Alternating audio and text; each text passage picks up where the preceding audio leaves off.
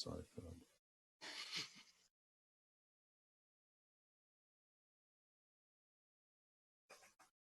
All right, it looks like everyone here is in the meeting. Diab, we have a quorum. I would proceed. Okay. Hi, this is Diab Jarius. I am the planning board clerk. Our chair, Heather Von Mering, is recusing herself from the first item on our agenda, so she will not be showing up until 8:15. We welcome all Winchester residents. WinCam is also recording this for posterity, so you'll all be famous one day. Today we have, let's see, we have some opening. We have some, do we have any updates from you, Brian? We're going to do updates after the hearing. Okay, we'll do updates after the hearing. So first we're going to have a Lackawanna subdivision public hearing. At 8:15, we'll have updates and approval of minutes. 8:30, we will be discussing fall town meeting articles. At 9:15, we will begin our discussion of the Waterfield proposals for the Waterfield lot, which were the result of the town's RFP. And if the gods agree, we will adjourn at 10 p.m. So why don't we begin with the subdivision? And let me pop up my copy of the subdivision regs so that I can lead us through that. I'm going to put it up. I thought it was, hold on. I saw it. Yep, here it is. Okay, so I'm going to call the public hearing of the planning board. Excuse me, I'm going to open the public hearing. As I said previously, we are being recorded. The reason for this public hearing is we have received a request for a subdivision off of Lackawanna.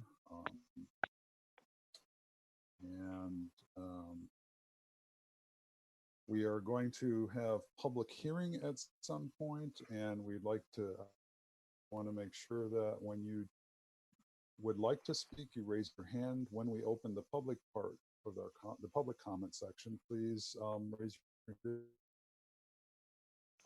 hand via your name, your company, and your address. Please call your comments to me, the proponent. And Zoom has just declared that my internet connection is unstable, so I hope you can still hear me. When you make your comment, please bear in mind that if someone before you has made the same comment, please consider not making it, as we have a really tight schedule today. So I am going to present the applicant, and who is on Diab? online? Hang on, I'm Diab. I'm sorry, Maureen, did you say? Yeah, I just think it would be helpful for everybody, including our participants in the hearing, to understand that we will be able to continue the hearing. And so we'll be continuing at a time certain, and that we have, because our other agenda items are also, yes. I mean, everything's important here.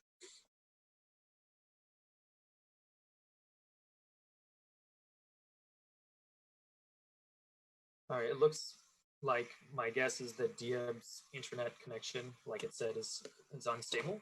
I think it might make more sense due to that. Maureen, would you mind taking over just so we could potentially just move forward? Okay, thank you. Diab should help me, Brian, if you know he's back. So we're going to ask the applicant to speak, and I'm going to say that 15 minutes is plenty. That's normally what we do. We can add an extension, but my guess, I would remind the applicant that we have all received information about the project, and we also received a letter today from an abutter. So I believe that that's going to be taken into account. So we'll review, I think, when staff, maybe when we get number 5 memos and letters, we'll review that too. So let's keep this if we can, or I mean, let's keep it to 15 minutes. And that means at certainly no later than 8:45, 8:55 that we want to end the presentation. So to the applicant, who is speaking for the project? Good evening, board members. My name is Michael Connolly. Can you hear me? Yes, we can. Thank you. Okay, great. Well, as I said, good evening. My name is Michael Connolly. I'm an attorney with Murtha Kalina LLP with an address of 600 Unicorn Park Drive in Woburn. I'm here representing the applicant Lock One LLC. And I believe also on the call today is Adam Marchanda of Marchanda and Associates LP, who will be addressing the substance of our presentation. I just had a few opening words, and then I'll turn it over to Mr. Marchanda with your indulgence. The applicant, Lock One LLC, has filed an application with the board requesting approval of a definitive subdivision plan entitled Loring Court, Winchester, Massachusetts. The proposed definitive subdivision plan proposes to create 3 lots, all having the required frontage and lot sizes ranging from 6,500 square feet to 15,475 square feet. Pursuant to the Massachusetts General Laws, Chapter 41, Section 81R, and Section 3.9 of the Rules and Regulations, the applicant has requested a number of waivers as outlined in the communication to the board from Marchanda and Associates dated July 10, 2020. Adam Marchanda will present the basis for those waivers in a moment. For each waiver requested, though, there are reasons which are in the public interest and are consistent with the intent and purpose of the subdivision control law and the rules to justify the waiver of strict compliance with the respective provisions of the rules. The granting of these requests will be in the public interest because it will improve the existing right-of-way, allow for a safer ingress and egress, and enhance the unique features of this site.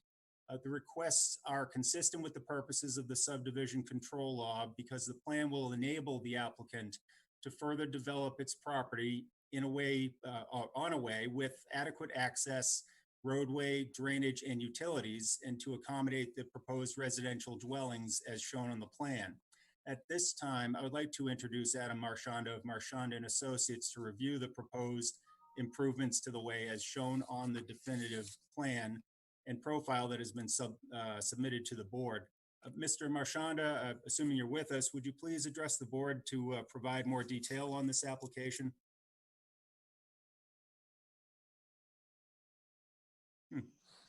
I see him on. I will try to unmute him. Oh, perfect. Adam, are you there? Yes, I'm here. Oh, excellent. All right. You have 12 minutes. Okay, sure.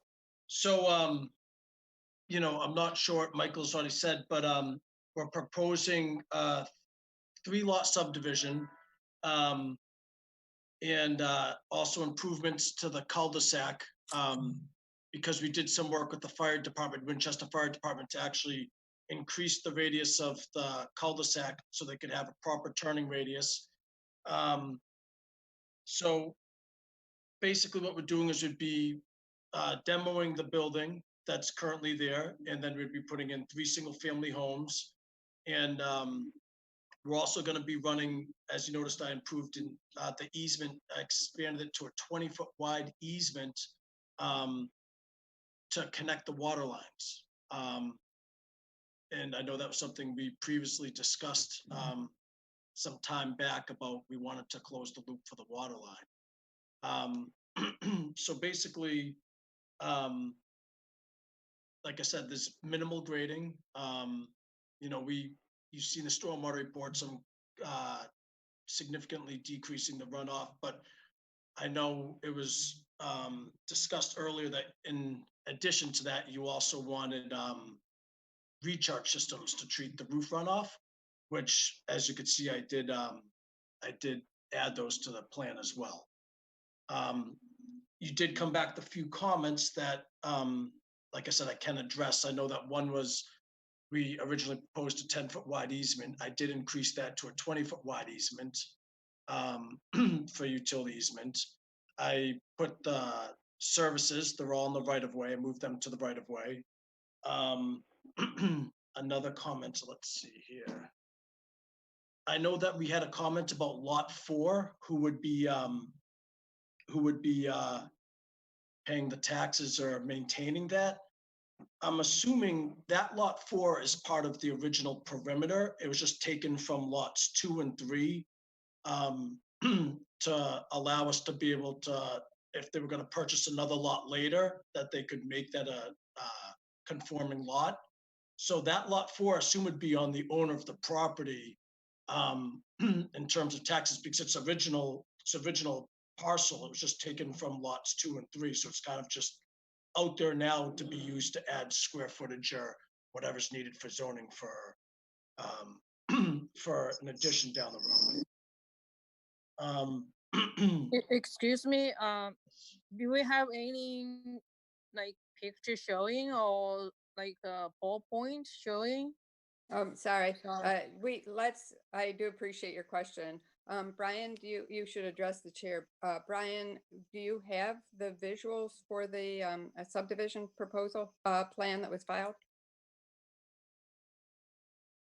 I'm sorry, which plan? The subdivision plan that's before us?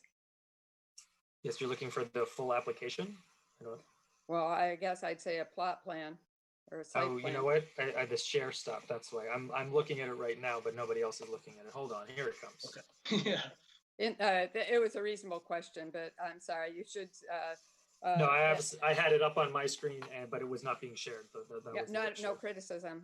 Just Yep. to the we do have people in the community watching, and we don't want to interrupt our speaker. So our speaker, you do have about, let's give you 7 minutes here. You want it back to me Miss- here, or? Yes, it's your turn, and Okay, sure. We'll take about 7 more minutes. Okay, great. So basically, that if that lot 4 there is, it's not any additional land. It's part of. It was taken from the original second and third lot that you see there. So it's part of the original perimeter. We're not expanding any of the existing property line. It's just right now it's proposed as a not a buildable lot, because if down the road you wanted to purchase the lot below it that you see there, it would become a conforming lot because you need the square footage and so forth and the frontage. Any further comments? Well, that I was just explaining there what that lot 4 is all about. So nothing's Right. going on lot 4 right now. It's just coming from the original parcel. It's not anything extra. It's just taken from lot 3 had, way more square footage than we needed. So we just took some from there. So give us options down the road if you would like that, the clients. Do you have any further comments? Sure, yeah. So there were a few other comments that I got back from engineering. One is, I went through this list and I think that I kind of covered everything here in terms of, I said, like the easement is, we increased it from a 10 to a 20. The looped water main should have a gate at each end. I believe it does. The existing 6-inch water line on Lauren Court should be cut and capped. I showed that in the demo plan. All that information is on the demo plan. And then the 2 water services for lots 1 and 2, the services should be in the right of way, which I moved them to the right of way. And then you talk about the stormwater, which we agree on, that we decreased the runoff. And I see that the last comment, the only where we have the saw cut, you guys would like the whole cul-de-sac repaved, which I don't necessarily see a problem with that. Where we have that saw cut, we're just going to kind of grade it into it to the existing. It was just going to match the existing grade where the approximate saw cut line is. But I know that you guys wanted the whole thing repaved, which isn't, I don't necessarily see that as being a problem to repave that cul-de-sac there.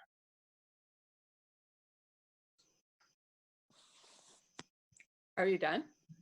Yeah, I mean, it's really. That's fine. No, I mean, we have a anyone busy has evening. comments or questions, please feel free to ask. I mean. No, we will, not to worry. Okay. So from there, I think Brian, as our town planner, will report on communications from and memos, communications. Both, I think we're ready to go to staff as well as to the letter that we did get from one of the abutters. Sure. So I did receive two pieces of correspondence. One was the letter that you referred to from Mr. Arico. And then I also received a phone call and had a conversation with a Mr. Pronsky, who was at 57 to 59 Loring, here, right, abutting lot 1. I believe Mr. Mr. Rico has sent us, he has a few minutes to, he's going to speak for a few minutes about him, so I won't talk about that. And then the other issues that Mr. Apronsky were talking about were specifically the locations of the infiltration systems and the fence, but I will also allow him to speak. Outside of those two pieces of correspondence, I did not receive anything else. All the issues that I had specifically have been addressed, other than I still have not, and Adam, you can talk to this, I still haven't seen a landscaping plan. That was actually one of the waivers that was requested. And out of all the, that was one waiver that I did not feel comfortable recommending. So Adam, do you have a landscaping plan that got submitted with the plan set? I didn't, I don't, because at that point, I talked with the client and we decided that if there's something that you guys were going to request, that'd be fine, but we would have to hire a landscape architect to put together a plan. It's not something I would really personally be doing. We'd hire a landscape architect to put a sheet in to the plan set for us. Okay, that's great. Thank you for that information. Maureen, outside of all the other comments that I had given the board, I had given it to the applicant as well, and they have addressed those. There are some outside of this lot 4 issue, which I don't think it has been addressed. Beth, when it's her turn, whenever I believe it's right after me, she'll talk a little bit further on that, but there still is an ownership issue. We still don't know who's going to own lot 4 or where that's going to go, and that's going to have to be a part of our conversation. But all my issues other than the landscaping plan have been addressed through the revised copy that you are seeing in front of you. And with that, I would turn it over to our other staff, Beth Rudolph. Thank you. Can everybody hear me okay? Yep. Great. So I want to thank the applicant for kind of going through my comments. I don't need to kind of reiterate everything. Was there a revised set of plans that was submitted that addressed those comments? Or is that going to be forthcoming? I think we're looking at them. Is this Brian? Are these the ones that I sent you this afternoon? Yep. Yeah. The ones that, and yeah, but she wouldn't not have had time to review that from this afternoon. Yeah. So okay. yeah. So I just noticed like the saw cut line isn't changed on here. So. Oh no, I didn't. That's one thing that yes, I didn't touch up the saw cut line. I got those comments after I sent these to Brian, I believe. So all the other comments I previously, were able to take care of, because Brian touched on a few of them as well. But the saw cut line's the only one on that list that, I could easily remove that off the plan and we could repave the cul-de-sac if that's something that you were interested in doing. Okay, yeah, I think that makes sense just to clean it up and leave the road in good condition. So I'll wait for the applicant to provide, I assume you could provide a written response to my comments and then updated plans that include that piece. As Brian mentioned, I am still a little confused about lot 4. I understand that was part of the original property, but as it is shown now, it's labeled as not a buildable lot, and it won't be part of the 3 new homes that are being constructed. So it just, it just has, we've seen this in other subdivisions, these lots just become sort of orphan parcels and, and then nobody takes care of them and nobody pays tax on them. So I think it's something that we do need to consider. And then I will review the revised plans at some point and determine whether or not you've addressed our comments. And I didn't have anything else unless anybody has specific questions for me. I think lot 4, I think it's Bob or whoever the client is that's going to be buying this parcel. Like it's going to be the owner's responsibility to take care of it because it's the parcel he's buying. He's just making that lot 4. So if he wanted to buy the other parcel, he could combine it and do what he wanted to do in terms of zoning. But he's going to own lot 4, like he owns it. Like when he buys this to do the subdivision, he owns lot 4. It's just he's not doing. No, it. I understand that he's gonna own it, but it's a landlocked parcel that with nothing on it but part of a water main. So it's not. I don't think Mr. Murray's landscaping team is going to be interested in going out there and mowing lot 4 or maintaining it or doing whatever. So I think again, we've seen this on other subdivisions, and these parcels tend to get forgotten. And it's obviously, if there's a future plan to combine it, maybe with this parcel on Lockwand Street, it would probably help the board to understand if that's the plan going forward.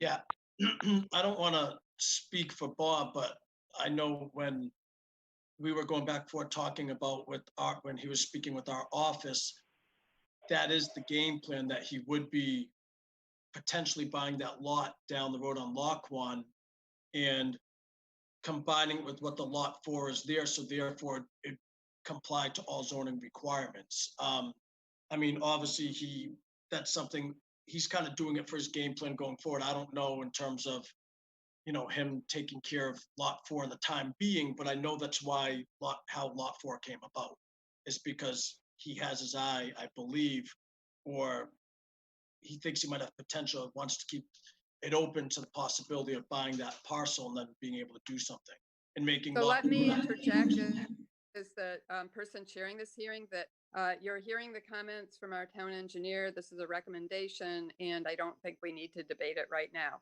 So I think I'm going to thank Beth and ask Beth if there are other comments. Beth? Thank you, Maureen. I didn't, sorry, I was muted there. Thank you. I didn't have anything else to add at this time. Okay. And thank you for your recommendation. Your experience is appreciated. So let's see, Brian, I'm going to need to know where we are. Are there no further staff recommendations? Is that correct? Conservation, anybody else who has weighed in? Oops. Hello, Brian. Sorry, I'm talking to nobody. Conservation is not weighed in. Conservation was not activated from the location of this property. No other staff have made recommendations either. So thank you. Could you help me with the Sure. with our hearing procedures? I need to Yep, know where we are. I can get that back up. Thank you. Yeah, flipping back here. So after the applicant memos and letters and after staff and boards, it's now the opening of the public comment period.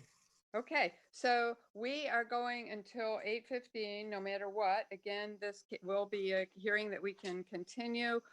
So I will ask for Brian, I'm going to ask you to help me because I'm unfortunately on an iPad. Sure, I'll manage this. So thank you. Mr. Pronsky of 57 to 59 Loring, can you hear me all right? And we are going to remind the speakers of the time. Yes, so I believe you have 5 minutes, Mr. Pronsky. I know that you were talking about specifically 3 things: some trees, some landscaping in general, the location of the infiltration system, and a fence. Why don't you take it away and you can guide me in terms of what you wanted to talk about? Sure. My name's Anthony Pronsky. I live at 59 Loring Avenue. I own the property at 5759 Loring Avenue. Thank you for the ability to discuss this project. I have 3 issues that impact my property.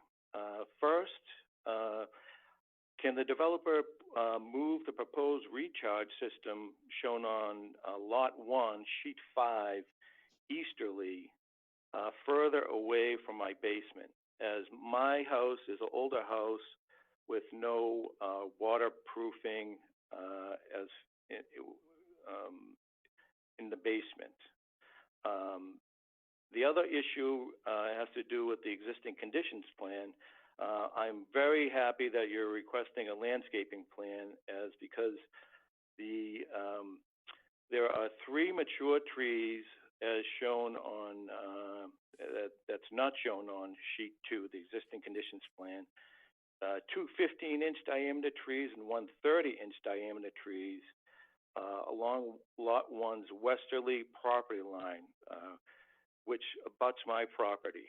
I'm hoping that the developer can these trees can remain.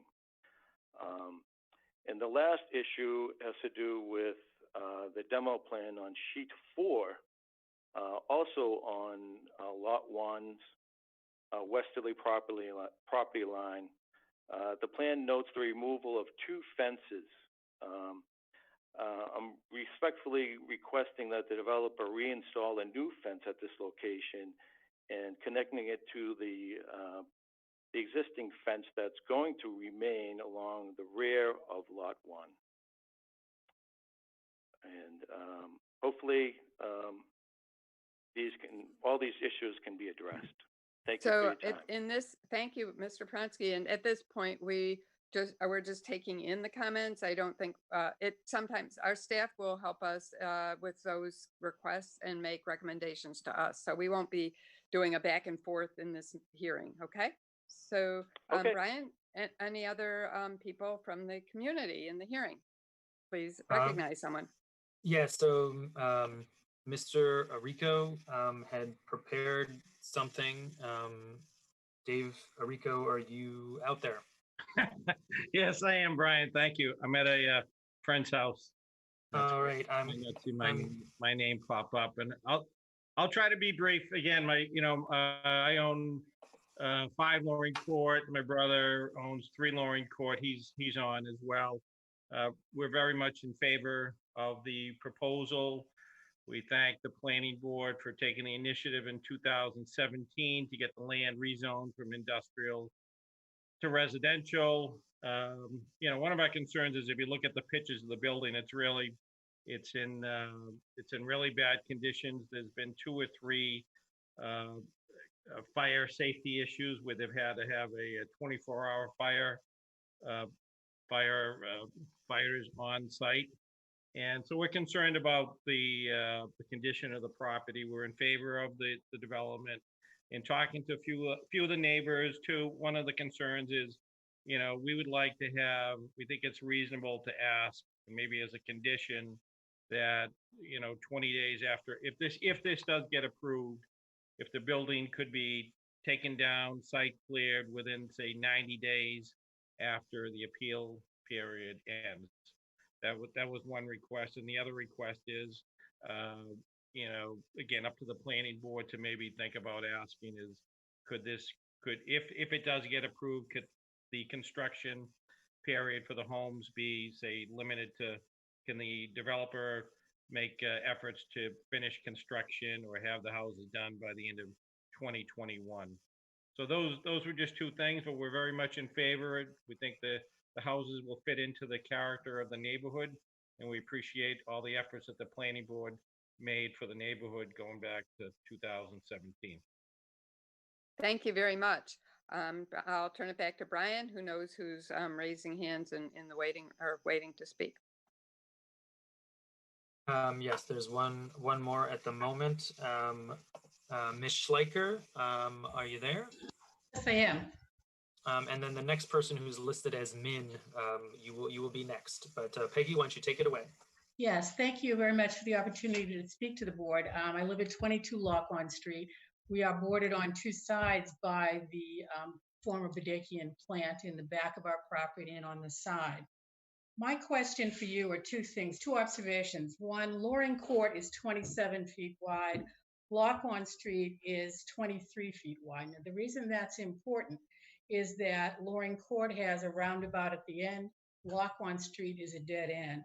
And so I'm concerned when I looked at sheet 4 of the plans where I see what is it called? Construction entrance on Lockwand Street. That causes me great concern because again, Lockwand Street is narrow. There is no turnaround at the end. So I would ask for some explanation about that. There's 6 houses on Lockwand Street, whereas Loring Court has only 2. So it seems a little bit of a burden to put a construction vehicle entrance and exit off of Lockwand Street. So that is one concern I have. And my husband's here. Was there anything else that we had? I don't think so. It's just, we're wondering what the rationale was for having the construction entrance on Lockwand rather than Loring. It didn't seem quite logical, but maybe we're missing something. Again, we're not going to do the back and forth. That isn't the way hearing's structured, but we're going to take in the questions and then get the answers for you. Thank you much. So thank you. And then there was one more person, I believe you said, Brian? Yes, there was listed as Min, M-I-N. If you could please identify yourself.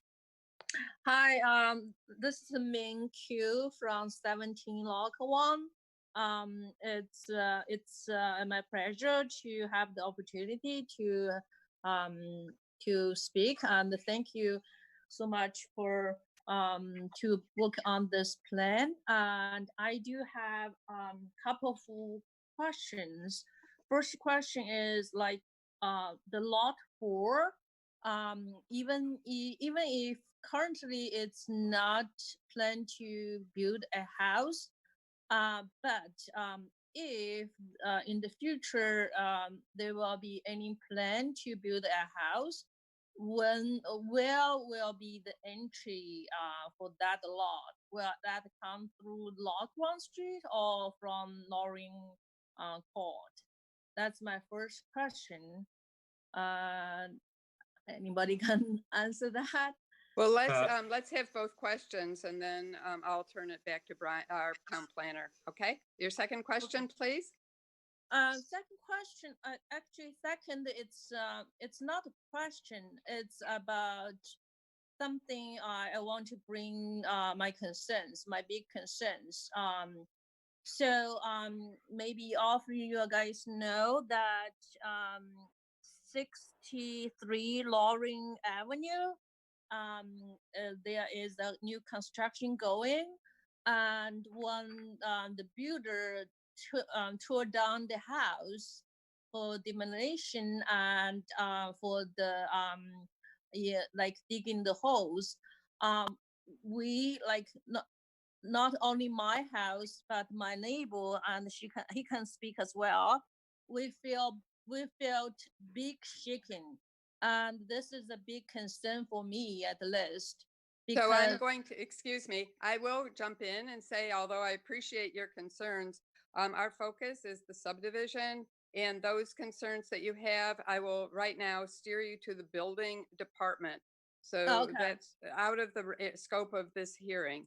So I want to make sure your question was answered. So I'm going to thank you. And I'm going to turn this back to the town planner to answer your question again about lot 4. So the short answer is that nobody, the short answer is that nobody could ever know exactly what could happen, meaning that, but from the looks of this lot, it's landlocked, and there's already going to be, I would see that it would have to be on Lockwand Street for this, for the entrance to this parcel, lot 4, because what happened is lot 4 would have to be combined with this lot in order to make, because this is a non-conforming lot, you wouldn't be able to tear down and build a bigger, a normal, a conforming house. But if you add this lot with it, you could. So the short answer is that it would be on Lockwand Street, but you know, I don't know why you would, how they would be able to go through in the middle of these. You know, there's no way there's going to be a street or a driveway through here. So this lot 4 would be combined with this lot in order to have an entrance on Lockwand. Yeah, I want to make sure that was very clear. Lot 4 can never carry its own house, and it can never carry a drive into Lot 4 for a house. So, Brian, did I get that right?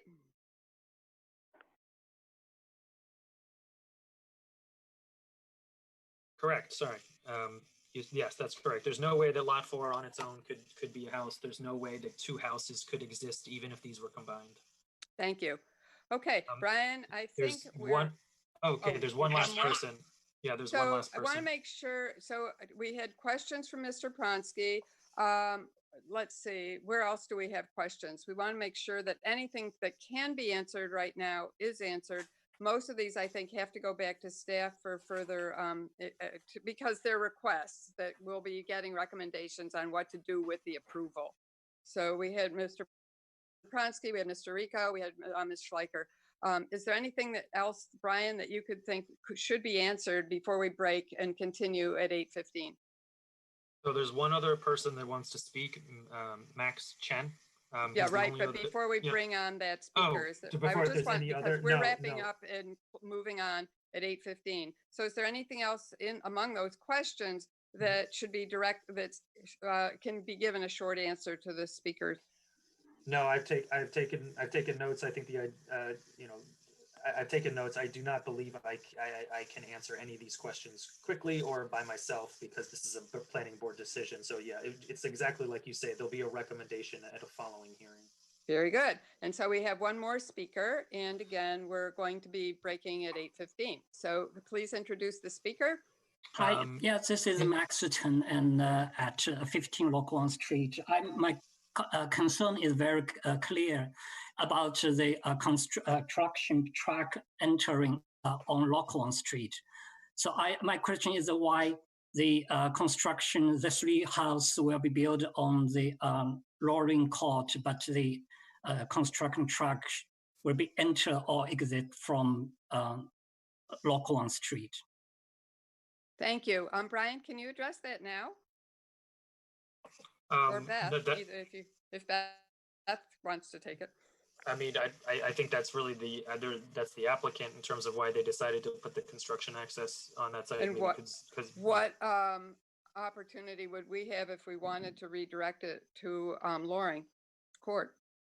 I'm sure we could do that legally. It's a question of what the reasoning is that they have, that we would be open to talking to them about it. But yes, I don't see it. That would not be, that's certainly a condition we can put on the permit if that's what you're asking. Okay, and so could we expect a recommendation from staff about where, that's a big issue, obviously. And obviously, either street, we have residents who've been there a long time. So they're wondering why do I get this?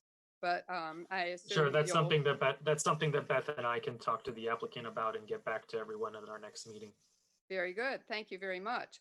Well, where are we with our procedures? Because I'm thinking that we're at a section where we may as well break. Hold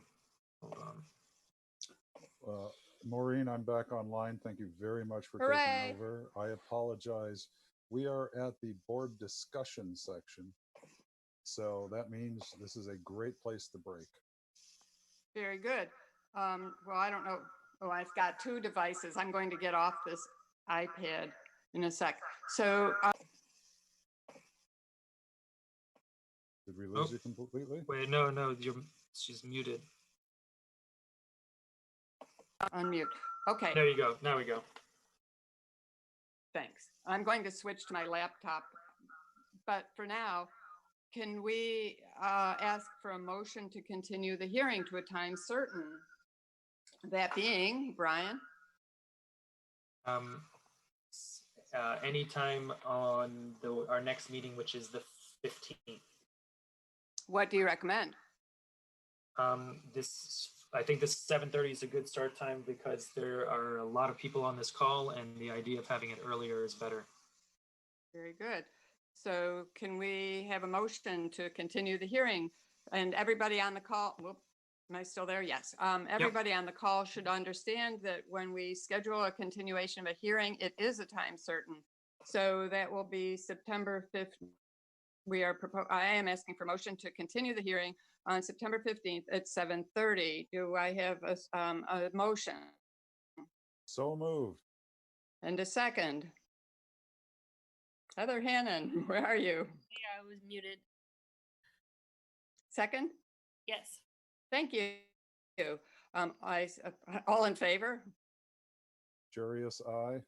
Hannon, aye.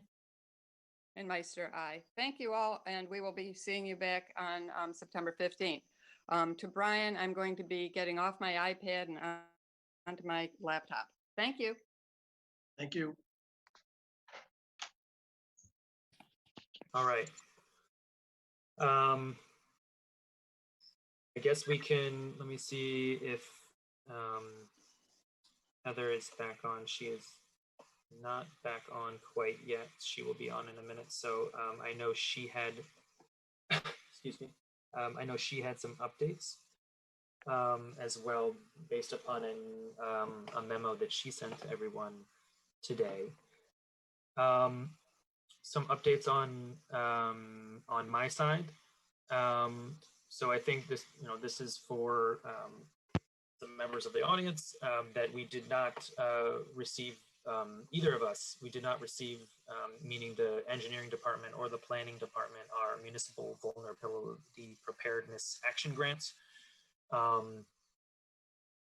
The engineering was it was some design money for some green-based, nature-based infrastructure, and the planning boards or the planning departments was a climate communications strategy in the form of mostly a website. But both of those, there was about $10 million that was up for grabs, and about $46 million was applied for. We do have a debrief meeting not until October. They're trying to get us and all communities to keep applying for action grants, because it is anticipated that this $10 million fund will actually grow. Let's see, it looks like Heather is back on. Heather, if you wanted to, I know you prepared a long update mostly related to capital. I didn't know if you wanted to start with that. Thank you, Brian. So to the members of the planning board, I sent you an update regarding what is going on with capital planning, what the status is of a handful of the projects and the requests for funding that have been coming in. There, I asked in that memo for you to, I called out some very specific projects that I wanted to bring to your attention that I know that some of you would be highly interested in. And then obviously there's always the traffic ones, which planning is always interested in knowing what's going on. To members of the public, my letter is pretty informative, because it does go through what's being requested, where we have issues or buildings that need repairs. And if you're interested in this letter, Brian, I believe you posted it, Suzanne Gill posted it as part of our packet online, but you're always welcome. I'm happy to email it to anyone if you'd like to have time to go through this, and as the planning board has the opportunity to do as well. I don't know if Beth is still on, because I was thinking about this. Is Beth still on, Brian? Yep, I'm here still. Hi, Beth. I didn't know if you wanted to, the planning board actually has not talked much about what your requests are for traffic. And I thought it just might be beneficial for you to just kind of give the board a little update on what's going on, what you're proposing for Highland, Ridge Street, and then also on Johnson and the name of the street is blanking on me, but those three Westland. Westland, yes. If Sure. you wanted to go through quickly and just give them an update of what those projects actually entail. Sure. A few of those projects are still under consideration by the capital planning. So actually, I think all three of them are as of right now. So if you wanted to quickly go through those, just in case the board had any questions, I thought Heather Hannon may have some specific questions as well, given this is her expertise. Yep. So back in, I want to say 2018, town meeting appropriated $55,000 towards two corridor studies that were completed. One was on Cross Street, so the full length of Cross Street, and the second was on Highland Ave between Mount Vernon Street and Forest Street. Those were the two corridors that were prioritized by TTAC as important corridors in town that needed some, they had some concerns with the speeds and the volume of traffic, and then also the lack of pedestrian amenities. So those reports were completed by Tool last fall. Cross Street is part of the Eversource 345 kV project, and that project, as some folks may know, the town had appealed, but the town has now, the courts have decided, and the town has lost that appeal. So that project will be moving forward at some point. So I didn't put forth any recommendations to Capital for work on Cross Street, just knowing that that Eversource project will be going through there at some point. I did, however, prioritize in the interest of just trying to complete, you know, once we get a study of this caliber, trying to take the at least some portion of the projects from the concept stage through design and construction. So I did put in a request to Capital to install one of the recommendations that was in the Tool report, which is the installation of approximately 13 median islands along Highland Ave. So there'd be small islands in the street, mostly at where the cross streets come into Highland Ave. In some cases, they would also be co-located with the existing crosswalks. There was a recommendation to add another crosswalk at Hillcrest Parkway where it crosses Highland Ave. The concept is that the medians would help to kind of narrow the roadway, slow down traffic, and then also where there are pedestrian crossings would provide some pedestrian refuge in those areas. So I had requested $160,000 towards the design and construction of those median islands. And then there are two other projects that Heather mentioned that I put in requests for. The second was some improvements at the intersection of Westland Ave with Johnson Road and Wildwood Street.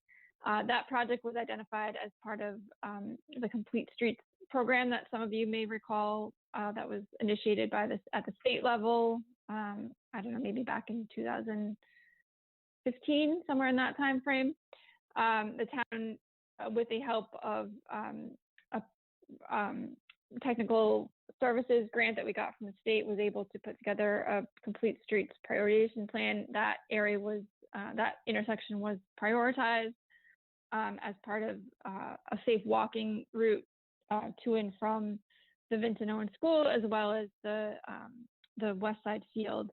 So the idea, I don't know how familiar folks are with the intersection of Westland Ave and Johnson, but it's very steep and the sidewalks aren't great. There's no ADA compliance at the ramps there. So the idea is to narrow that intersection on Westland, create more of a T-type intersection, and then also be able to build handicap accessible ramps and shorten the crossing distance there, as well as reducing this, by narrowing the intersection will also reduce the speed of vehicles turning in and out of the street, so making it safer overall for everybody.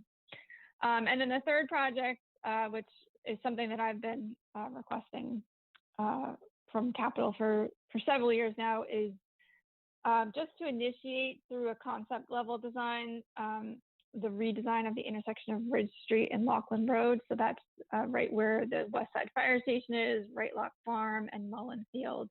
I'm sure folks who go through there often know how dangerous that intersection is in terms of the sight distances, particularly for vehicles turning off of Laughlin, turning left onto Ridge Street. There's kind of a Y-shaped road. The way the road goes, it makes it difficult to see vehicles coming from the northern end of Ridge Street. And then similarly, folks coming from the Arlington side from Ridge onto Laughlin can make that turn at 40 miles an hour without tapping the brakes. So the idea is that we would do, I requested $75,000 to do a concept level analysis. I think a lot of that would be focused on stakeholder outreach to get, there's a lot of folks there with the farm and the recreation fields as well as the fire station, to get everybody in the room and really talk about ways that we can improve not just the vehicular safety, but also really improve the pedestrian safety in that area and make it an area where people feel safe crossing back and forth between the fields and the farm, because right now it's a very challenging thing to do. So those are the 3 projects. Heather, I don't know if you have any other specific things you wanted me to address there. Nope, I just thought now would be a good time for you to just quickly update the board and give them a general overview Sure. of the major traffic projects that you're looking to get support in. And these are just a few of very many, but I know, so in that quarter, say from Highland Ave, there are many recommendations, all of which are worthy of funding, but I know that the capital funds are very limited. So, these were just the 3 that I put forward this year, but certainly should not be assumed that these are the only 3 projects that we're interested in doing townwide. Thank you, Beth. So pretty much my update and the overall concept is that there's a lot of need in town, and the revenue and how to fund it is unclear at this time. However, I believe it was last week on Monday, which was since we met, the select board met with members of Capital, and they did a non-binding vote of 4-0 with 1 absent in support of a capital override to address 3 of the projects. There was no discussion on how to fund all the rest of the projects, but 3 of them, which includes the Morocco culvert, which will pull a good portion of that area around Morocco out of the floodplain, including some of Morocco's land as well. The second thing is the Morocco electrical system and the Morocco roof as well. They're looking at Morocco is in queue for full replacement, but is not for a ways out, given how long the process is when you pair with the state. And so they're looking at funding and through an override to support bringing Morocco up to a higher level for those who use that building for educational purposes. So that is that.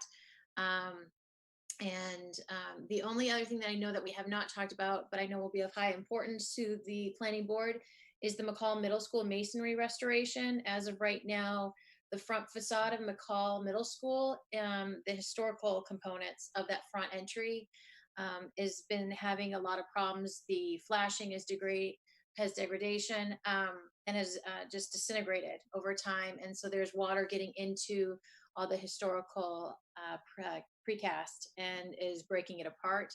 It's also taking out the railings, the historical balustrade that is on that building as well. It is, from my perspective, just from using my professional knowledge, is a substantial cost to repair those in the way that they need to be done as it's historical. So that was something that I learned more recently, and I just want to make sure the planning board is aware of that. I did CC my letter to historical as well, so they could be aware of the various projects that are impacting historical, so they could just have that knowledge as well at this time if they are not following what's going on with Capital. That's about my overview for Capital, and enjoy my memo.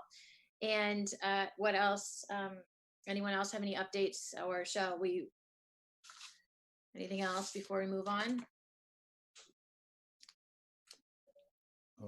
Brian, do you want to say a little about the tree committee meeting? Sure. We have now gotten onto a schedule of every 3 weeks. We are going to meet for 1 hour every 3 weeks and go towards a spring town meeting for a potential bylaw. We're still kind of finding our legs in terms of figuring out what we really want to, or in terms of why we should be preserving, old growth trees. I think we started off kind of going rather quickly in terms of trying to determine, what do we exactly want to regulate. And now we've gone back and say, well, before we determine what we actually want to regulate, other than obviously large forests being cut or really clear cutting prior to development, is kind of why this started. But we're basically now in the exploratory phase. I'm talking to the 3 communities that we think that we would most similarly align with some type of this bylaw, which is Lexington, Weston, and Concord. with Concord being the one that's most similar, but we wouldn't do exactly what they do because we actually regulate a decent amount with site plan review. So that's one thing that we have a positive point on when related to other bylaws, that a lot of time they only regulate trees in the setback. Whereas when we have site plan review, we could potentially regulate trees that are anywhere on the property. Outside of that, Diab, I don't know if you wanted to jump in, but I didn't have anything else. No, that was a good summary. Thanks. All right, if there is not any other updates, or if there are some that we get to and we can always add them at the end of our meeting. To stay on track, let's move on to the fall town meeting articles. Oh, actually, let's approve our meeting minutes. My apologies. So in our packet, we had a couple meeting minutes. Did anyone have any comments? I have in front of me, I have August 18th, 2020. Want to do August 11th first? Just take them in order. Yep, mine are flipped, so we can start with the August 11th. So August 11th, 2020. Any comments? I do have, again, editing, but I'm not seeing anything I think anybody would consider substantive. No, I don't know, not at all. No, it's all just clarifying. So I don't know how you want this, but it's real. I would guess you might call them amendments, but there's nothing anybody's going to want to consider. So I guess I'd still call it recommending to approve them as amended. Anyone else have any comments on them? I do not. Okay, I had one request on the bottom of page 4 that there be a note added at the very end. It says Mr. Zakelli noted that Mr. Gillespie intended to present at the next planning board meeting. Right after that, I requested the town planner to give him the option to request a date after receipt of our comments, which is why we did not meet on the August 18th with him. So I'm hoping Nancy, maybe, does she want to just confirm she's got that? Because I won't have that. Hi, Nancy. Hey, I got it. All right, thank you, Nancy. So I'm moving to approve as amended. Do we have a second? I'll second. All those in favor? Aye. Aye. Jarius, aye. Von Mering, aye. Meeting minutes pass 4-0.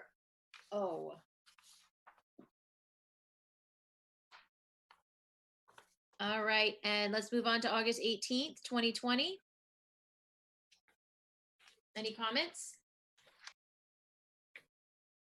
Boy, this one I've got more, and I don't know, it's not, again, substantive, but it is meant to clarify, and I'm hesitating about whether you want to hear it all, but I'll give you, well, I'll start with my own comment on page 2. So again, the intention is to clarify, but where it's my own comments, it said I wrote, there are 2 concepts under consideration.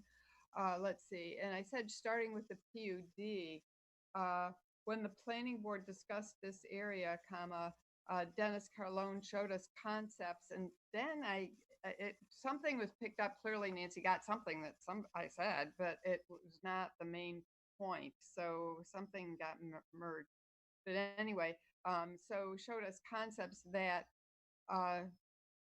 showed most development on the east side of Main Street. Let's see. Showed us concept. Oh man, I'm not going to try to go over this. It's hard. So I don't know what you want to do, Heather. It's not. You want to just make your edits and we'll pick them up in our next meeting? Yeah, that's better. So let's do we've approved August 11th, and let's see if Nancy could bring these back. That's a great idea. And then once the edits are there, everybody can see it. But again, they're not intended to change meaning.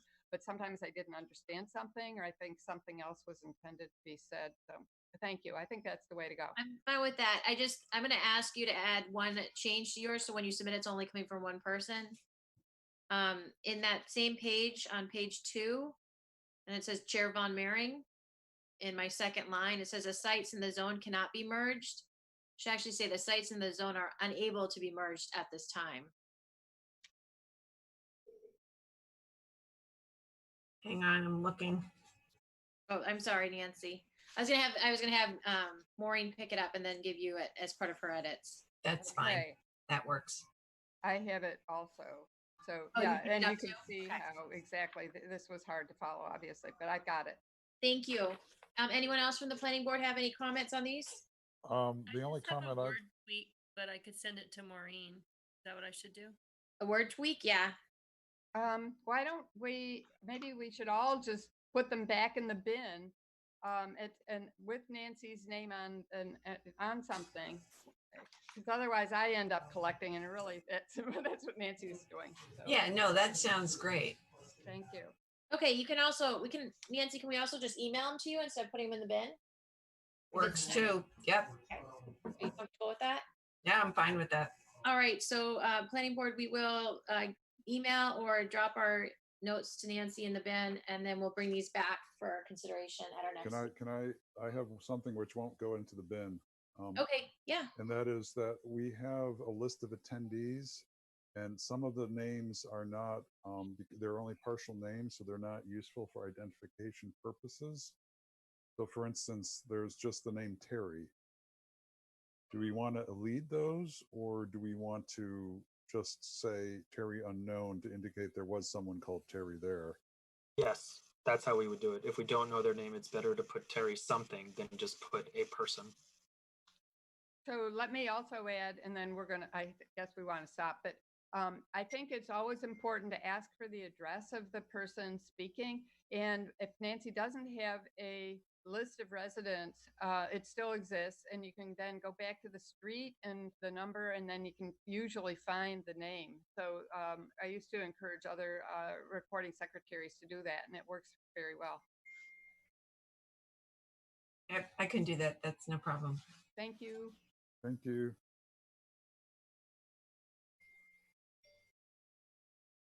Okay, let's move on to fall town meeting articles. All right. So a couple things. One, I had a good conversation with Art Krieger, our town council, about all of our articles.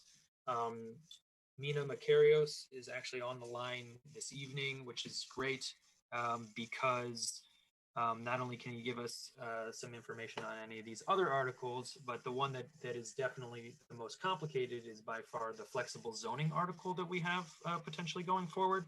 And the one that we are somewhat basing ours, I believe, is Concord, which Mina is also the counsel for Concord, so hopefully he'll have a little bit of insight into that. But what I was thinking of what we were going to do this evening is just kind of go through go through very quickly where we are, and then spend most of the time on two things: the CBD and then this flexible zoning article. So I'm going to try to pretty quickly go through the other ones. Is my goal. So in terms of this home occupation, this is just allowing home, in this case, it's home occupations, but it really could be home offices to be allowed in accessory buildings. This is all ready to go as long as the planning board is willing to do this. It's a policy, choice at this point, but there's nothing stopping Article 1 from moving forward. Again, we're going to come. I'm sorry. Wait, so Brian, are you going to move on to number 2, or are you? Well, I guess if there are any questions, I guess, but I mean, but the hope was that I was just going to kind of go through the ones that we think are okay as is, where we don't need discussion. Maybe there might be some tweaks or something like that, but there's no large discussion. We are heading towards a September 21st date for zoning articles, meaning we have this meeting and next meeting. So I think it's in a great enough state that it could actually be taken over right now and go forward. Because of that, we could either vote for number 1 to get it on the books. I mean, to get it on, not necessarily, to get it on the warrant, to submit it to the manager's office. We could do that this evening, but it's basically tonight and next week that we're doing articles. Then we don't have a ton of time until our hearing. So just in terms of how to proceed going forward, has legal reviewed these? Yes, that was what, yeah, that was what the conversation. So I talked with legal about all of these, and that's, Okay, so I'm giving the update, from yeah. legal perspective as well. I'm sorry? Number one, they have no concerns on number one right now. Correct. It's ready to go. Meaning Okay. it's just, if we want to change anything, that's us, but as is right now, it's good to go. Okay, so then I'm just gonna pause you so we can move on to number two. Any members of the planning board have any concerns with number one? This is Deb. I thought I heard someone speak up and say something. Was that you, Mina? It was me. Thank you, Deb. I don't have any concerns about number one, but I just want to be careful. I don't think we've seen the full language for each of the articles. For home occupations, it's not an issue. I think the only thing we spoke about before with Brian about, obviously the renumbering would need to happen, and the form of the motion might look different because of that. Is just that this is intended to be the definition of home occupation that you have in the bylaw. In the background, it says home occupations as defined in the bylaw are essentially family home offices. I would dispute that a little bit. I mean, I think the way it's written, it actually it says an occupation. I'm paraphrasing here, but it effectively says an occupation that takes place in the home. So keep in mind that while this is certainly a sensible thing to do at the moment, I am currently working from home as well. As I speak to you, I get it.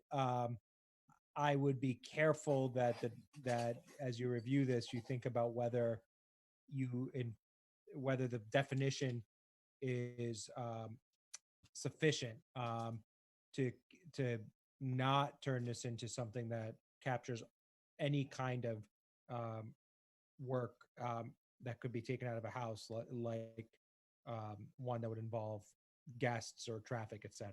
Okay, I don't think it does, but I do think I don't think I think it is a very broadly worded definition. Okay, so in the interest of time, Mina, when we go through this, if we have questions specific to what we're reviewing, otherwise when we're done, can you take these and go through them with a fine tooth comb and give us a memo of recommendations for those edits? Yes, we are not looking to open Pandora's box. We're simply looking to allow people to have their offices in their accessory buildings, in their, above their garages, or and where they're not, there is some language in here about, traffic, greater volumes, can't create noise or fumes, or, there's different things in here to try to stop from actually having like a business that would be in the center business district, where you'd have the flow from the street in the residential neighborhoods, but still allow people to work from home as the pandemic has pushed a lot of us to do. So that's the goal of it. And so with that lens and your concerns, if you can review that after we will time, and then get feedback to us. And if there's other changes we need to do before September 21st, I think the planning board, any member, correct me if you disagree, we'll take it into consideration and potentially make those changes so we can get them in place for September 21st. Oh, just one point of clarification that, we still have a hearing, there still will be changes, but obviously, yeah, it makes sense for us to be, ready to go with these as quickly as we can by the 21st. But yep, okay. I'll move on. Okay. So most of what we're talking about this evening has to do with the center business district. And I'm just going to bring up a map here.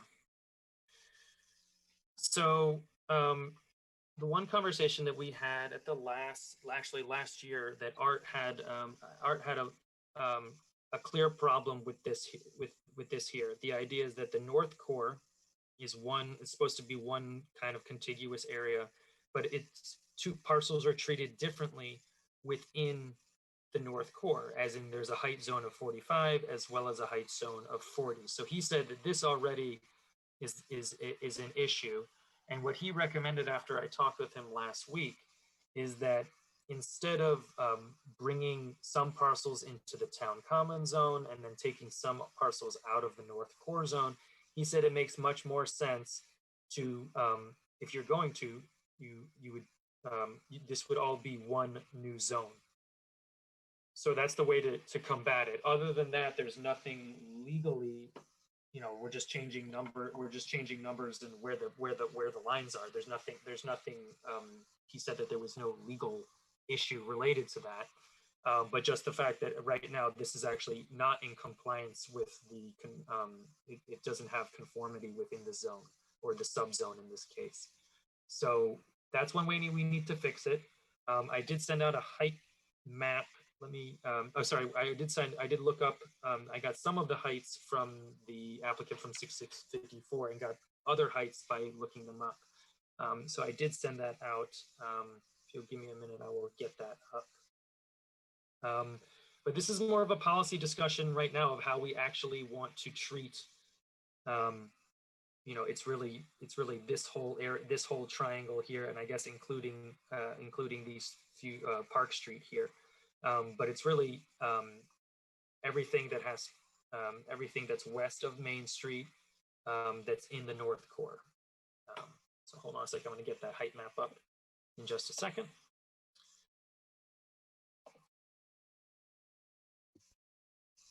Okay. While you're doing that, Brian, also it seemed I would expect that because the project that Mr. Gillespie has been filed, there would not be any effect one way or another on his project.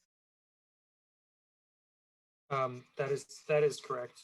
It actually wouldn't have affected his project even so, because their special permit height. Oh, actually, no, I take it back. No, they would not have been able to get the open space permit if they actually did file. But they actually obviously did file their application prior to any zoning advertisement, so they are fine. This was the height map. Calling out the parcels. I don't see anything, Brian. Oh, well, I guess that's odd. Hold on. Okay. Now, how about now? Yep. Okay. So,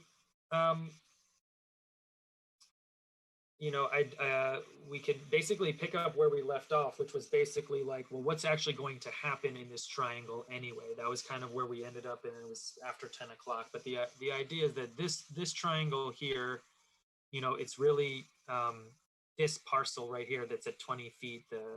I believe it's a wine store, just over 20 feet. It's a and that all the other properties other than these two gas stations here, there's not going to be much activity either due to new buildings or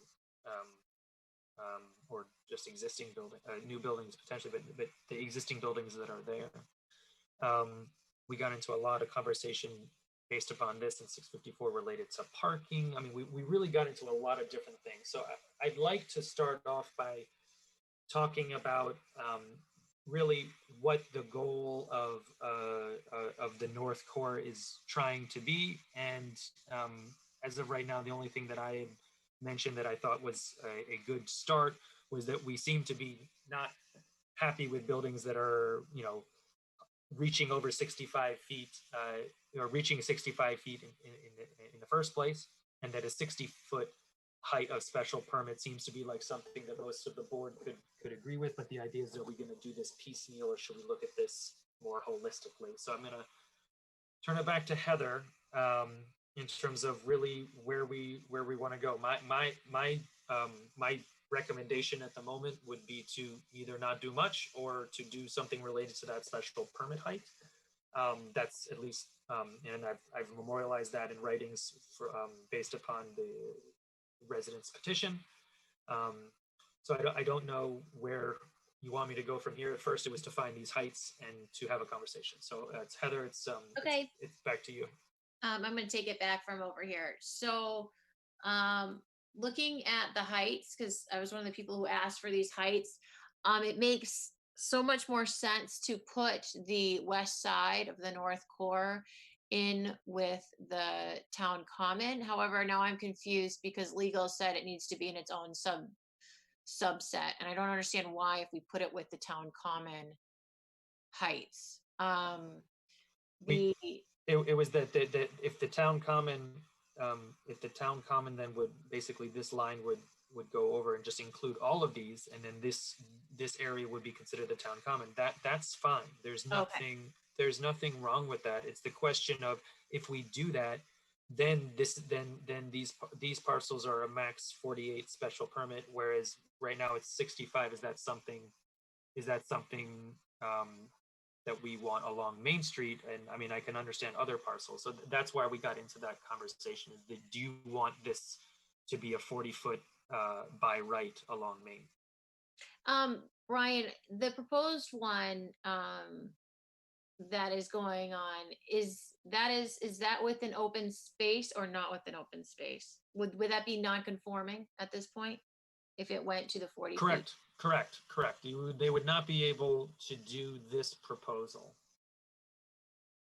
They would not be able to do this proposal at 56 because they would not be able to receive this open space special permit.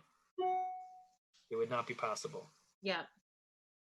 So it'd be putting them in out of non-compliance if it got approved. Okay. It would be a it would be a pre-existing non-conforming structure the day it was built. Okay. I don't think that's a reason to do or not to do anything, to be honest. But no, I think there's actually a middle ground between the green and the blue. That's why I think there's a third zone here. Yep. Yeah. So that's why legal. I got it now. That's why it's just like this is its own zone. This thing. Yeah. This right here, and then like a transition piece from the town common up to the North Core. And yeah, town common. This line shouldn't be there. They should just go straight across Park Street. That's the town common. This whole thing. Oh, sorry.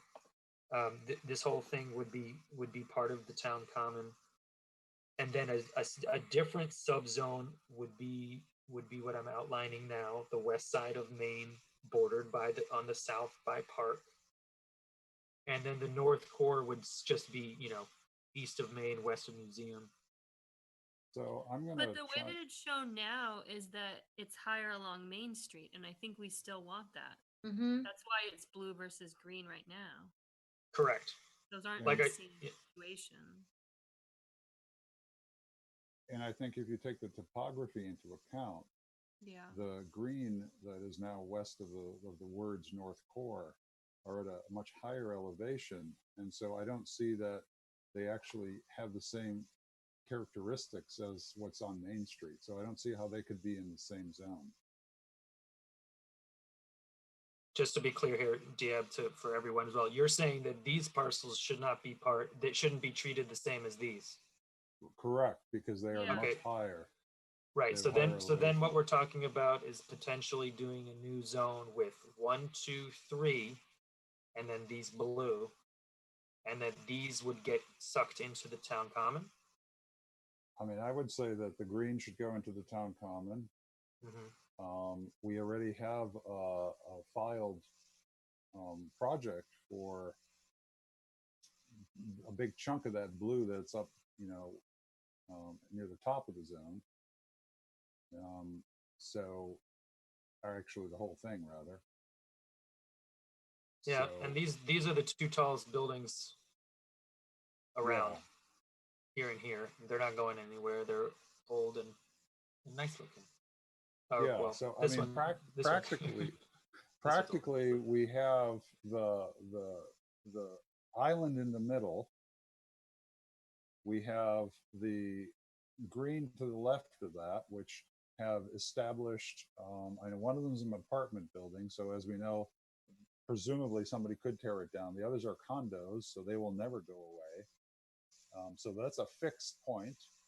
And then we have the smaller buildings across the street, down south of where you are. Yeah, Park those Street, guys. yeah. Yeah, so those I think are worth saving because they are the lower buildings, and I believe that street has a separate character than does Main Street. Yeah, I mean, this building here is the one that had the restoration, 18 to 20 Park Street, and this is the tallest building along Park, other than, I'm sorry, on this section of Park. So, like I said this is 38 feet, and then all the other properties along here are lower. However, like I said, this is the tallest building, or nearly, not the tallest. I think it's the third tallest building. There are people raising their hand, by the way, Heather. If we do want to, I think this is just board right now, but if just to let you know that there is someone that would like to right speak. now. Yep.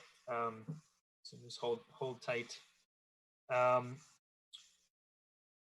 Right. So, but I think the point, like Dieb said, these two buildings are rather large. They're probably not going anywhere. This one is clearly going somewhere. It's a one-story building in the middle of a center.